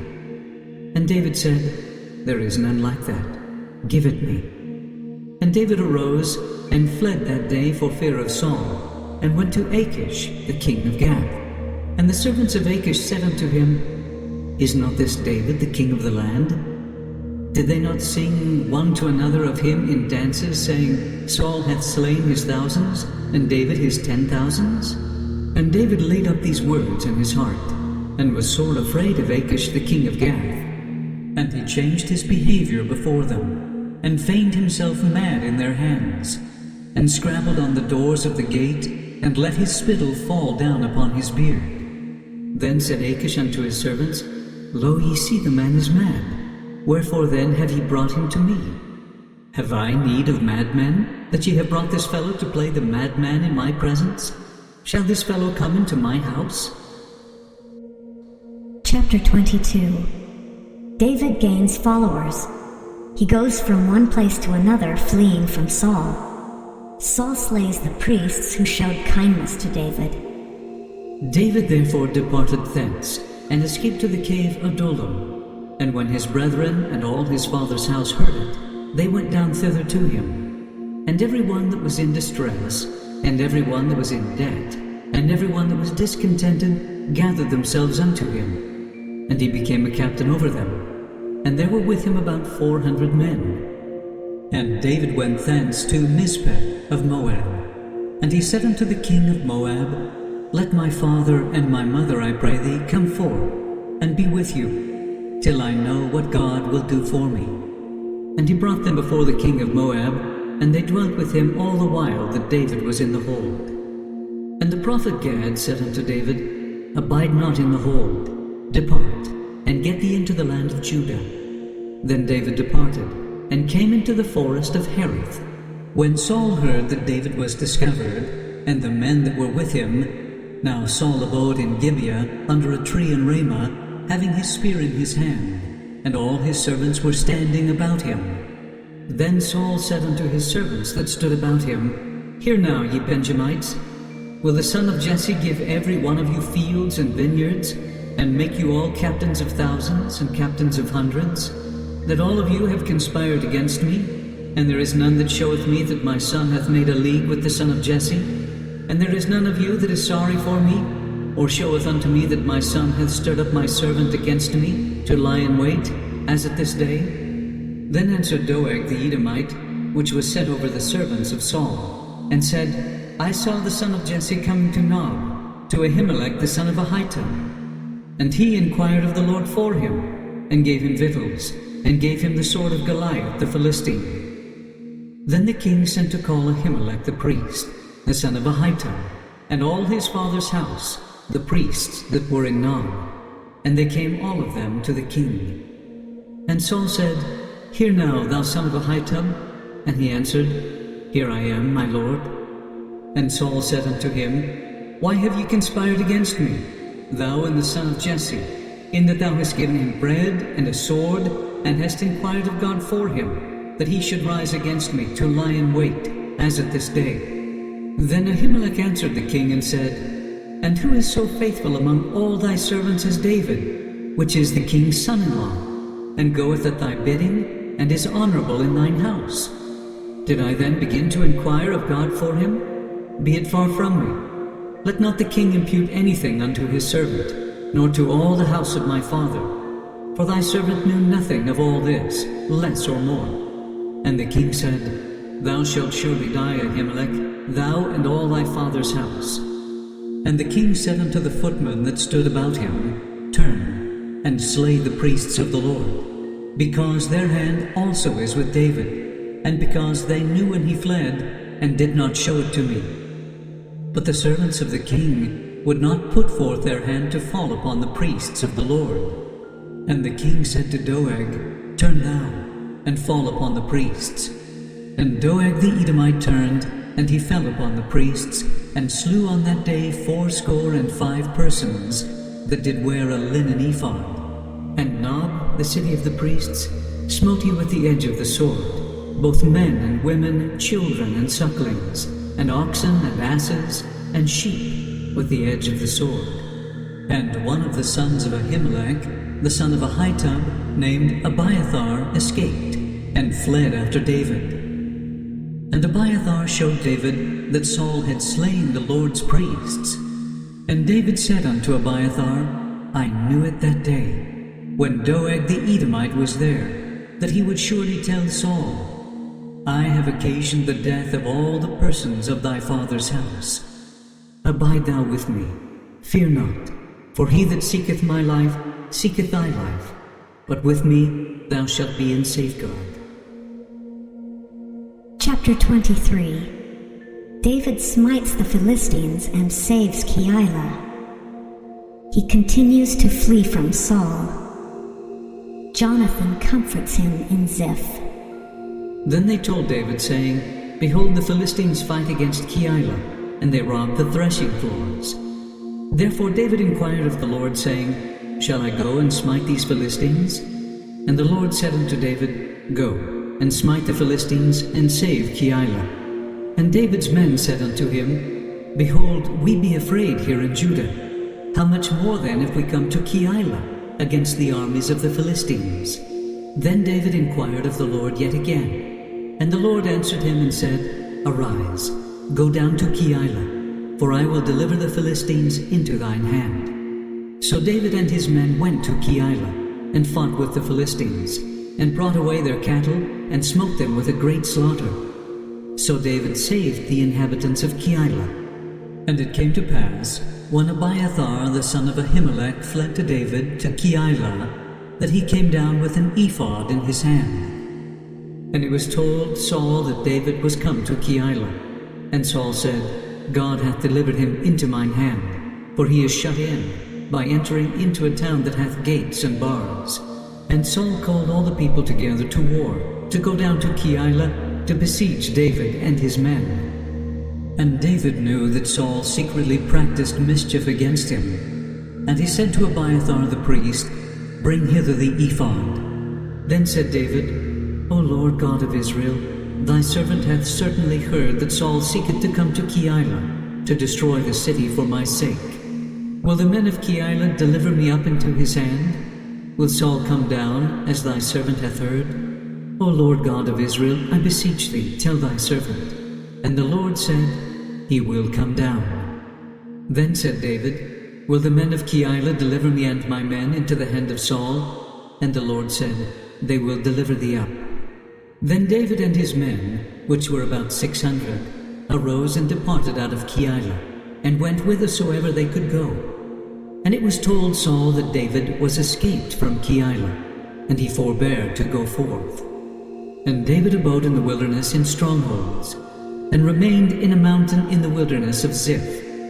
And Saul sought him every day, but God delivered him not into his hand. And David saw that Saul was come out to seek his life, and David was in the wilderness of Ziph in a wood. And Jonathan, Saul's son, arose, and went to David into the wood, and strengthened his hand in God. And he said unto him, Fear not, for the hand of Saul my father shall not find thee, and thou shalt be king over Israel, and I shall be next unto thee. And that also Saul my father knoweth. And they two made a covenant before the Lord. And David abode in the wood, and Jonathan went to his house. Then came up the Ziphites to Saul to Gibeah, saying, Doth not David hide himself with us in strongholds in the wood, in the hill of Hakeilah, which is on the south of Jeshimon? Now therefore, O king, come down according to all the desire of thy soul to come down, and our part shall be to deliver him into the king's hand. And Saul said, Blessed be ye of the Lord, for ye have compassion on me. Go, I pray you, prepare yet, and know and see his place where his haunt is, and who hath seen him there. For it is told me that he dealeth very subtly. See therefore, and take knowledge of all the lurking places where he hideth himself, and come ye again to me with the certainty, and I will go with you. And it shall come to pass, if he be in the land, that I will search him out throughout all the thousands of Judah. And they arose, and went to Ziph before Saul. But David and his men were in the wilderness of Maon, in the plain on the south of Jeshimon. Saul also and his men went to seek him, and they told David. Wherefore he came down into a rock and abode in the wilderness of Maon. And when Saul heard that, he pursued after David in the wilderness of Maon. And Saul went on this side of the mountain, and David and his men on that side of the mountain. And David made haste to get away for fear of Saul. For Saul and his men compassed David and his men round about to take them. But there came a messenger unto Saul, saying, Haste thee, and come, for the Philistines have invaded the land. Wherefore Saul returned from pursuing after David, and went against the Philistines. Therefore they called that place Selah Himalekah. And David went up from thence, and dwelt in strongholds at En-gedi. Chapter 24. David finds Saul in a cave and spares his life. Saul confesses that David is more righteous than he. David swears that he will not cut off the seed of Saul. And it came to pass, when Saul was returned from following the Philistines, that it was told him, saying, Behold, David is in the wilderness of En-gedi. Then Saul took 3,000 chosen men out of all Israel, and went to seek David and his men upon the rocks of the wild goats. And he came to the sheepcotes by the way, where was a cave. And Saul went in to cover his feet, and David and his men remained in the sides of the cave. And the men of David said unto him, Behold the day of which the Lord said unto thee, Behold, I will deliver thine enemy into thine hand, that thou mayest do to him as it shall seem good unto thee. Then David arose, and cut off the skirt of Saul's robe privily. And it came to pass afterward that David's heart smote him, because he had cut off Saul's skirt. And he said unto his men, The Lord forbid that I should do this thing unto my master, the Lord's anointed, to stretch forth mine hand against him, seeing he is the anointed of the Lord. So David stayed his servants with these words, and suffered them not to rise against Saul. But Saul rose up out of the cave, and went on his way. David also arose afterward, and went out of the cave, and cried after Saul, saying, My lord the king. And when Saul looked behind him, David stooped with his face to the earth, and bowed himself. And David said to Saul, Wherefore hearest thou men's words, saying, Behold, David seeketh thy hurt? Behold, this day thine eyes have seen how that the Lord had delivered thee today into mine hand in the cave. And some bade me kill thee, but mine eye spared thee. And I said, I will not put forth mine hand against my Lord, for he is the Lord's anointed. Moreover, my father, see, yea, see the skirt of thy robe in my hand. For in that I cut off the skirt of thy robe, and killed thee not, know thou and see, that there is neither evil nor transgression in mine hand, and I have not sinned against thee. Yet thou huntest my soul to take it. The Lord judge between me and thee, and the Lord avenge me of thee, but mine hand shall not be upon thee. As saith the proverb of the ancients, wickedness proceedeth from the wicked, but mine hand shall not be upon thee. After whom is the king of Israel come out? After whom dost thou pursue? After a dead dog, after a flea. The Lord therefore be judge, and judge between me and thee, and see and plead my cause, and deliver me out of thine hand. And it came to pass, when David had made an end of speaking these words unto Saul, that Saul said, Is this thy voice, my son David? And Saul lifted up his voice and wept. And he said to David, Thou art more righteous than I, for thou hast rewarded me good, whereas I have rewarded thee evil. And thou hast showed this day how that thou hast dealt well with me. Forasmuch as when the Lord had delivered me into thine hand, thou killedst me not. For if a man find his enemy, will he let him go well away? Wherefore the Lord reward thee good for that thou hast done unto me this day. And now, behold, I know well that thou shalt surely be king, and that the kingdom of Israel shall be established in thine hand. Swear now therefore unto me by the Lord, that thou wilt not cut off my seed after me, and that thou wilt not destroy my name out of my father's house. And David sware unto Saul, and Saul went home. But David and his men gat them up unto the hold. Chapter 25. Samuel dies. Nabal rebuffs David and refuses to give him food. Abigail intercedes, saves Nabal, and gives David a present. David is pacified. Nabal dies, and David marries Abigail.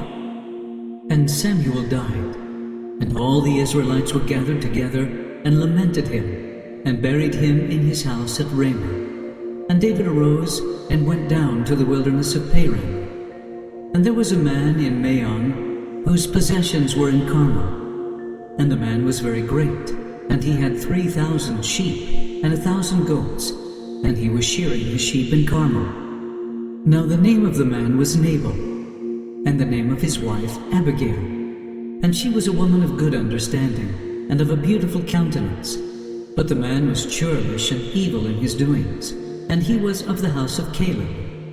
And David heard in the wilderness that Nabal did shear his sheep. And David sent out 10 young men. And David said unto the young men, Get you up to Carmel, and go to Nabal, and greet him in my name. And thus shall ye say to him that liveth in prosperity, Peace be both to thee, and peace be to thine house, and peace be unto all that thou hast.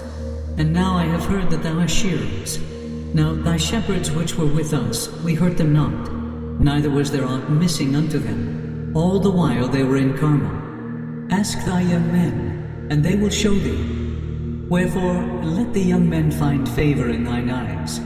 For we come in a good day. Give, I pray thee, whatsoever cometh to thine hand unto thy servants, and to thy son David.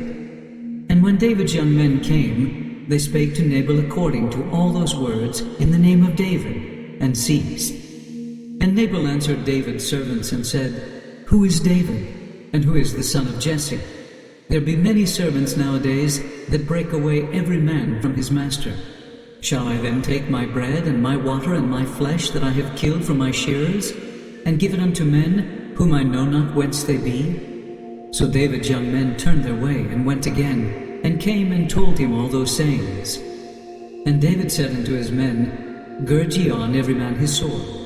And they girded on every man his sword, and David also girded on his sword. And there went up after David about 400 men, and 200 abode by the stuff. But one of the young men told Abigail, Nabal's wife, saying, Behold, David sent messengers out of the wilderness to salute our master, and he railed on them. But the men were very good unto us, and we were not hurt, neither missed we anything. as long as we were conversant with them when we were in the fields.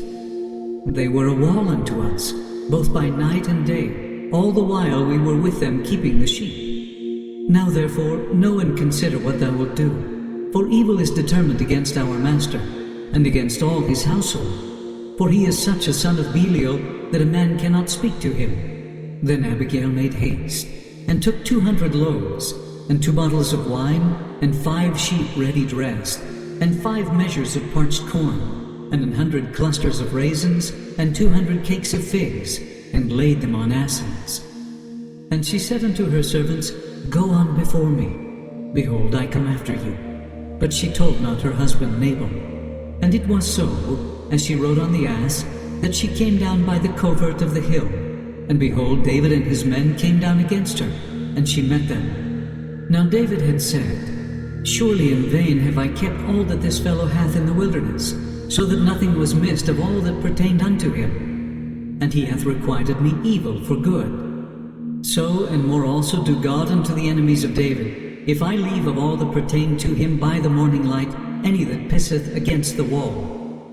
And when Abigail saw David, she hasted, and lighted off the ass, and fell before David on her face, and bowed herself to the ground, and fell at his feet, and said, Upon me, my lord, upon me let this iniquity be. And let thine handmaid, I pray thee, speak in thine audience, and hear the words of thine handmaid. Let not my lord, I pray thee, regard this man of Belial, even Nabal.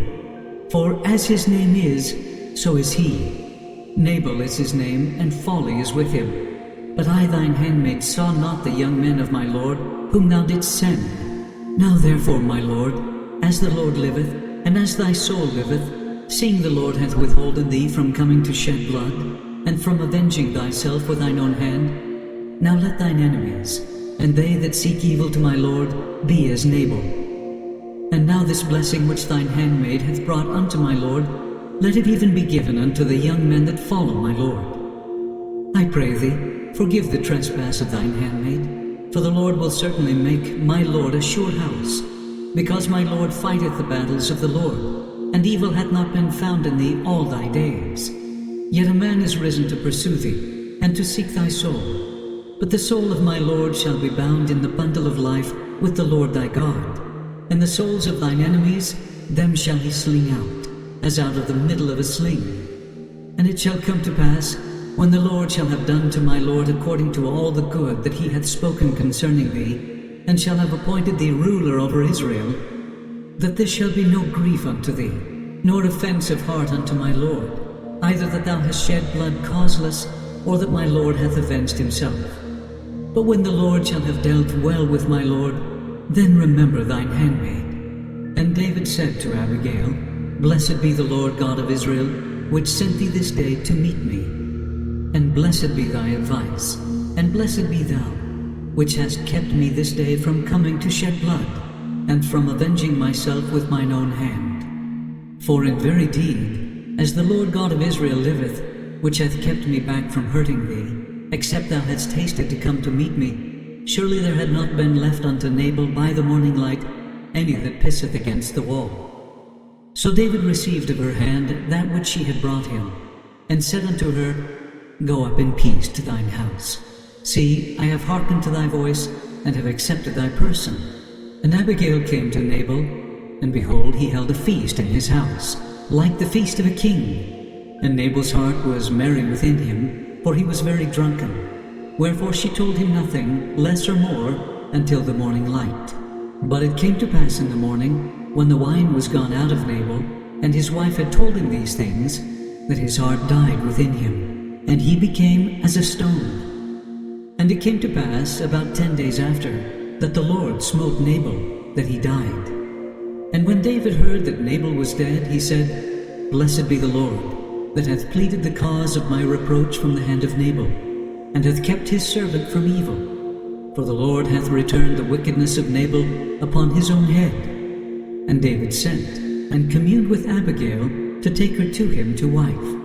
And when the servants of David were come to Abigail to Carmel, they spake unto her, saying, David sent us unto thee, to take thee to him to wife. And she arose, and bowed herself on her face to the earth, and said, Behold, let thine handmaid be a servant to wash the feet of the servants of my lord. And Abigail hasted, and arose and rode upon an ass, with 5 damsels of hers that went after her. And she went after the messengers of David, and became his wife. David also took Ahinoam of Jezreel, and they were also both of them his wives. But Saul had given Michal, his daughter, David's wife, to Phalti, the son of Laish, which was of Gallim. Chapter 26. David again spares Saul's life. He again refuses to stretch forth his hand against the Lord's anointed. Saul and David separate. And the Ziphites came unto Saul to Gibeah, saying, Doth not David hide himself in the hill of Hachilah, which is before Jeshimon? Then Saul arose, and went down to the wilderness of Ziph, having 3,000 chosen men of Israel with him, to seek David in the wilderness of Ziph.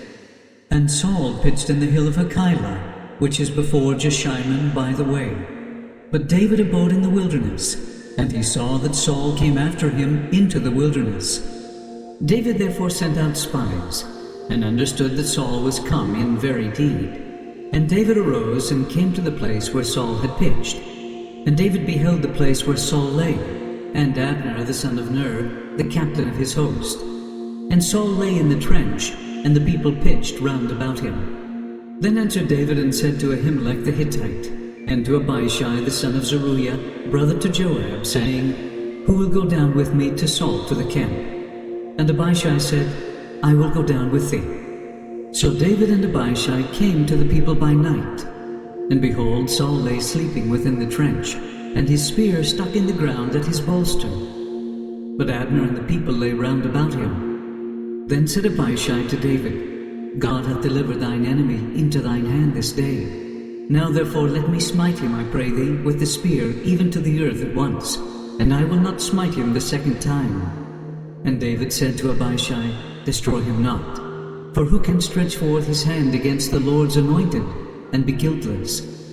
David said furthermore, As the Lord liveth, the Lord shall smite him, or his day shall come to die, or he shall descend into battle and perish. The Lord forbid that I should stretch forth mine hand against the Lord's anointed. But I pray thee, take thou now the spear that is at his bolster, and the cruse of water, and let us go. So David took the spear and the cruse of water from Saul's bolster, and they gat them away. And no man saw it, nor knew it, neither awaked. For they were all asleep, because a deep sleep from the Lord was fallen upon them. Then David went over to the other side, and stood on the top of an hill afar off, a great space being between them. And David cried to the people, and to Abner, the son of Ner, saying, Answerest thou not, Abner? Then Abner answered and said, Who art thou that criest to the king? And David said to Abner, Art not thou a valiant man? And who is like to thee in Israel? Wherefore then hast thou not kept thy lord the king? For there came one of the people in to destroy the king thy lord. This thing is not good that thou hast done. As the Lord liveth, ye are worthy to die, because ye have not kept your master, the Lord's anointed. And now see where the king's spear is, and the cruse of water that was at his bolster. And Saul knew David's voice, and said, Is this thy voice, my son David? And David said, It is my voice, my lord, O king. And he said, Wherefore doth my lord thus pursue after his servant? For what have I done? Or what evil is in mine hand? Now therefore I pray thee, let my lord the king hear the words of his servant. If the Lord have stirred thee up against me, let him accept an offering. But if they be the children of men, cursed be they before the Lord. For they have driven me out this day from abiding in the inheritance of the Lord, saying, Go, serve other gods. Now therefore, let not my blood fall to the earth before the face of the Lord.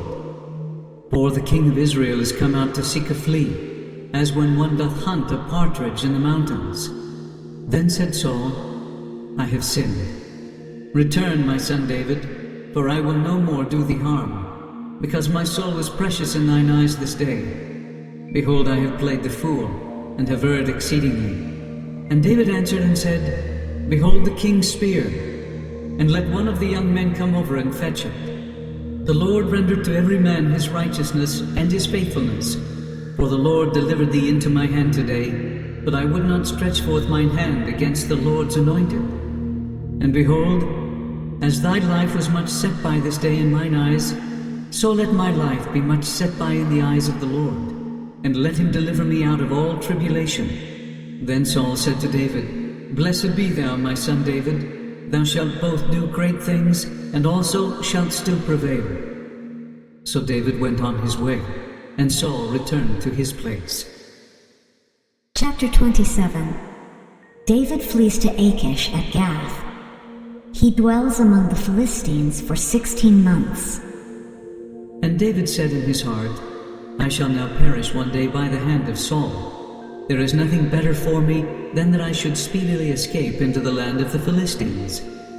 And Saul shall despair of me, to seek me any more in any coast of Israel. So shall I escape out of his hand. And David arose, and he passed over with the 600 men that were with him unto Achish, the son of Maoch, king of Gath. And David dwelt with Achish at Gath, he and his men, every man with his household, even David with his 2 wives, Ahinoam the Jezreelitess, and Abigail the Carmelitess, Nabal's wife.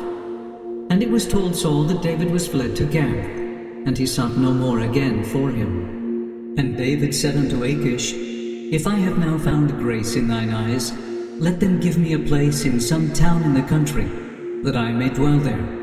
For why should thy servant dwell in the royal city with thee? Then Achish gave him Ziklag that day, wherefore Ziklag pertaineth unto the kings of Judah unto this day. And the time that David dwelt in the country of the Philistines was a full year and 4 months. And David and his men went up, and invaded the Geshurites, and the Gezrites, and the Amalekites. For those nations were of old the inhabitants of the land, as thou goest to Shur, even unto the land of Egypt. And David smote the land, and left neither man nor woman alive, and took away the sheep, and the oxen, and the asses, and the camels, and the apparel, and returned and came to Achish. And Achish said, Whither have ye made a road today? And David said, Against the south of Judah, and against the south of the Jerahmeelites, and against the south of the Kenites.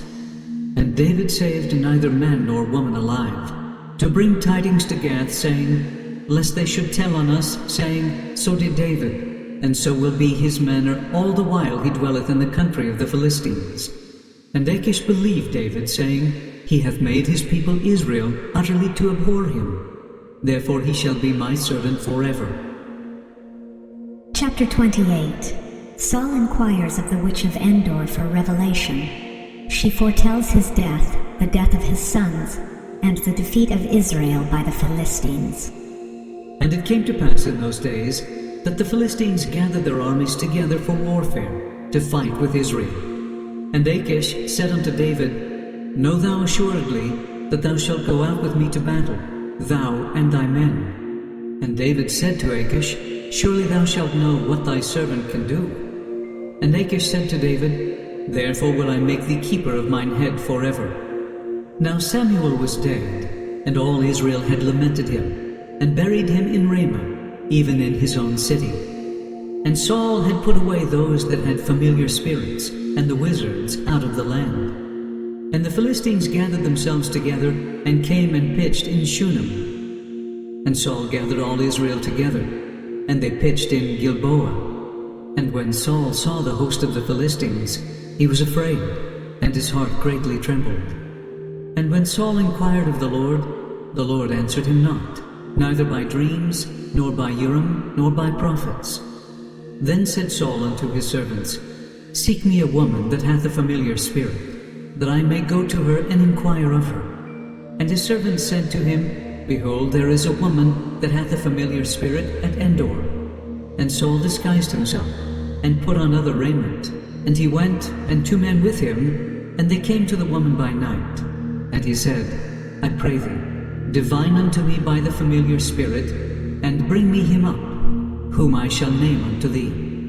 And the woman said unto him, Behold, thou knowest what Saul hath done, how he hath cut off those that have familiar spirits and the wizards out of the land? Wherefore then layest thou a snare for my life, to cause me to die?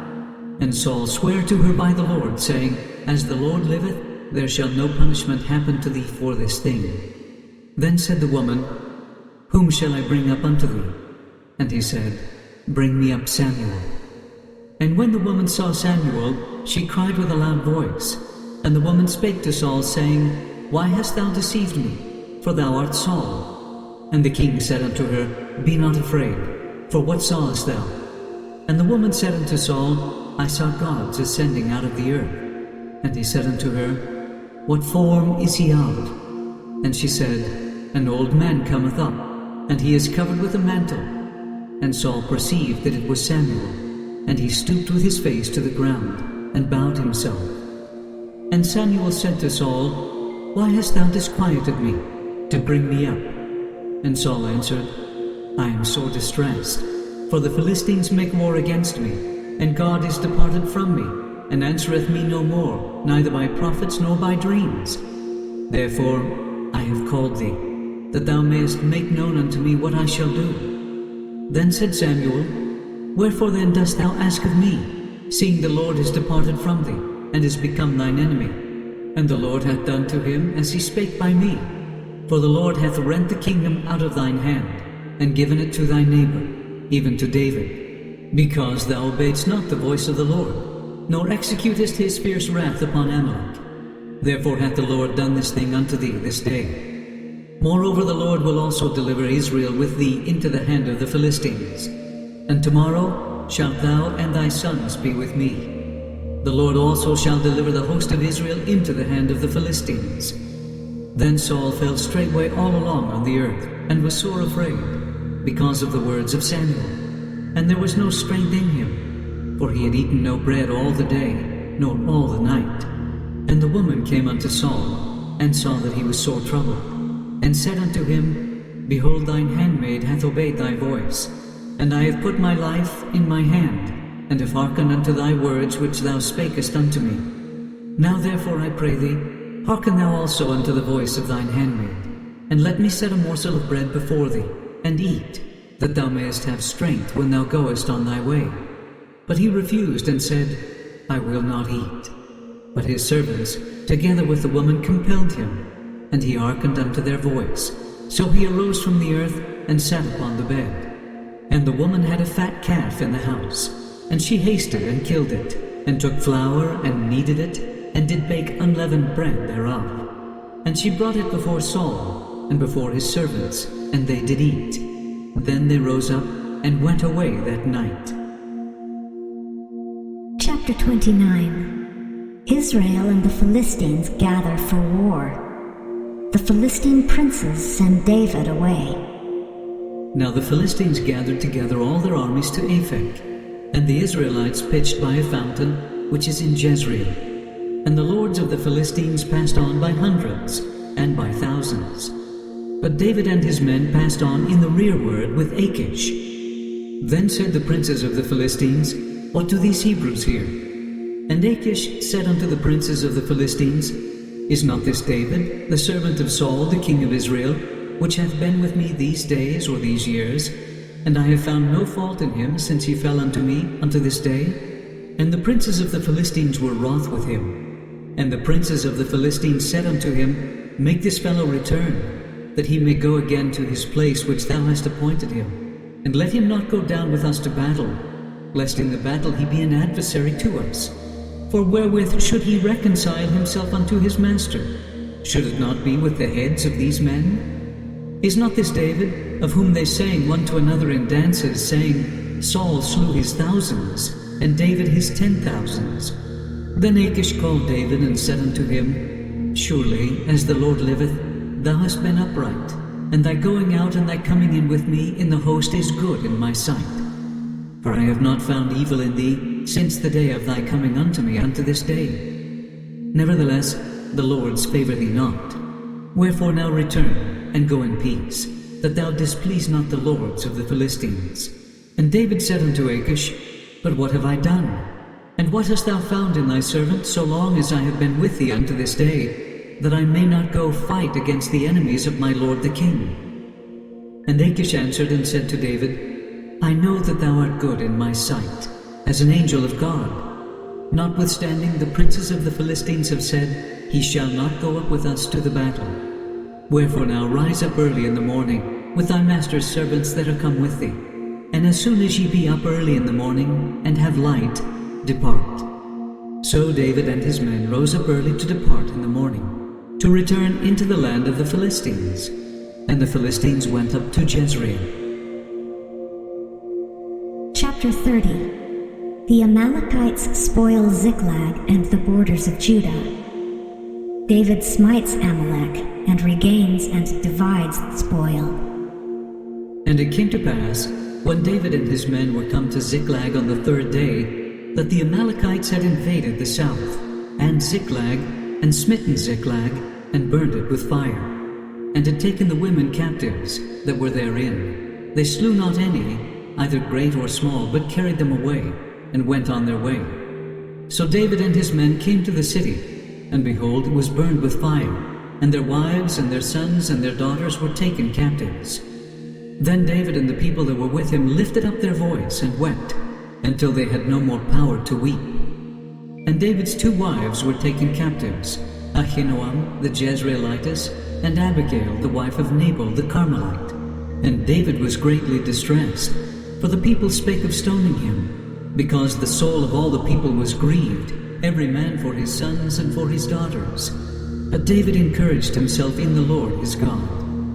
And David said to Abiathar the priest, Ahimelech's son, I pray thee, bring me hither the ephod. And Abiathar brought thither the ephod to David.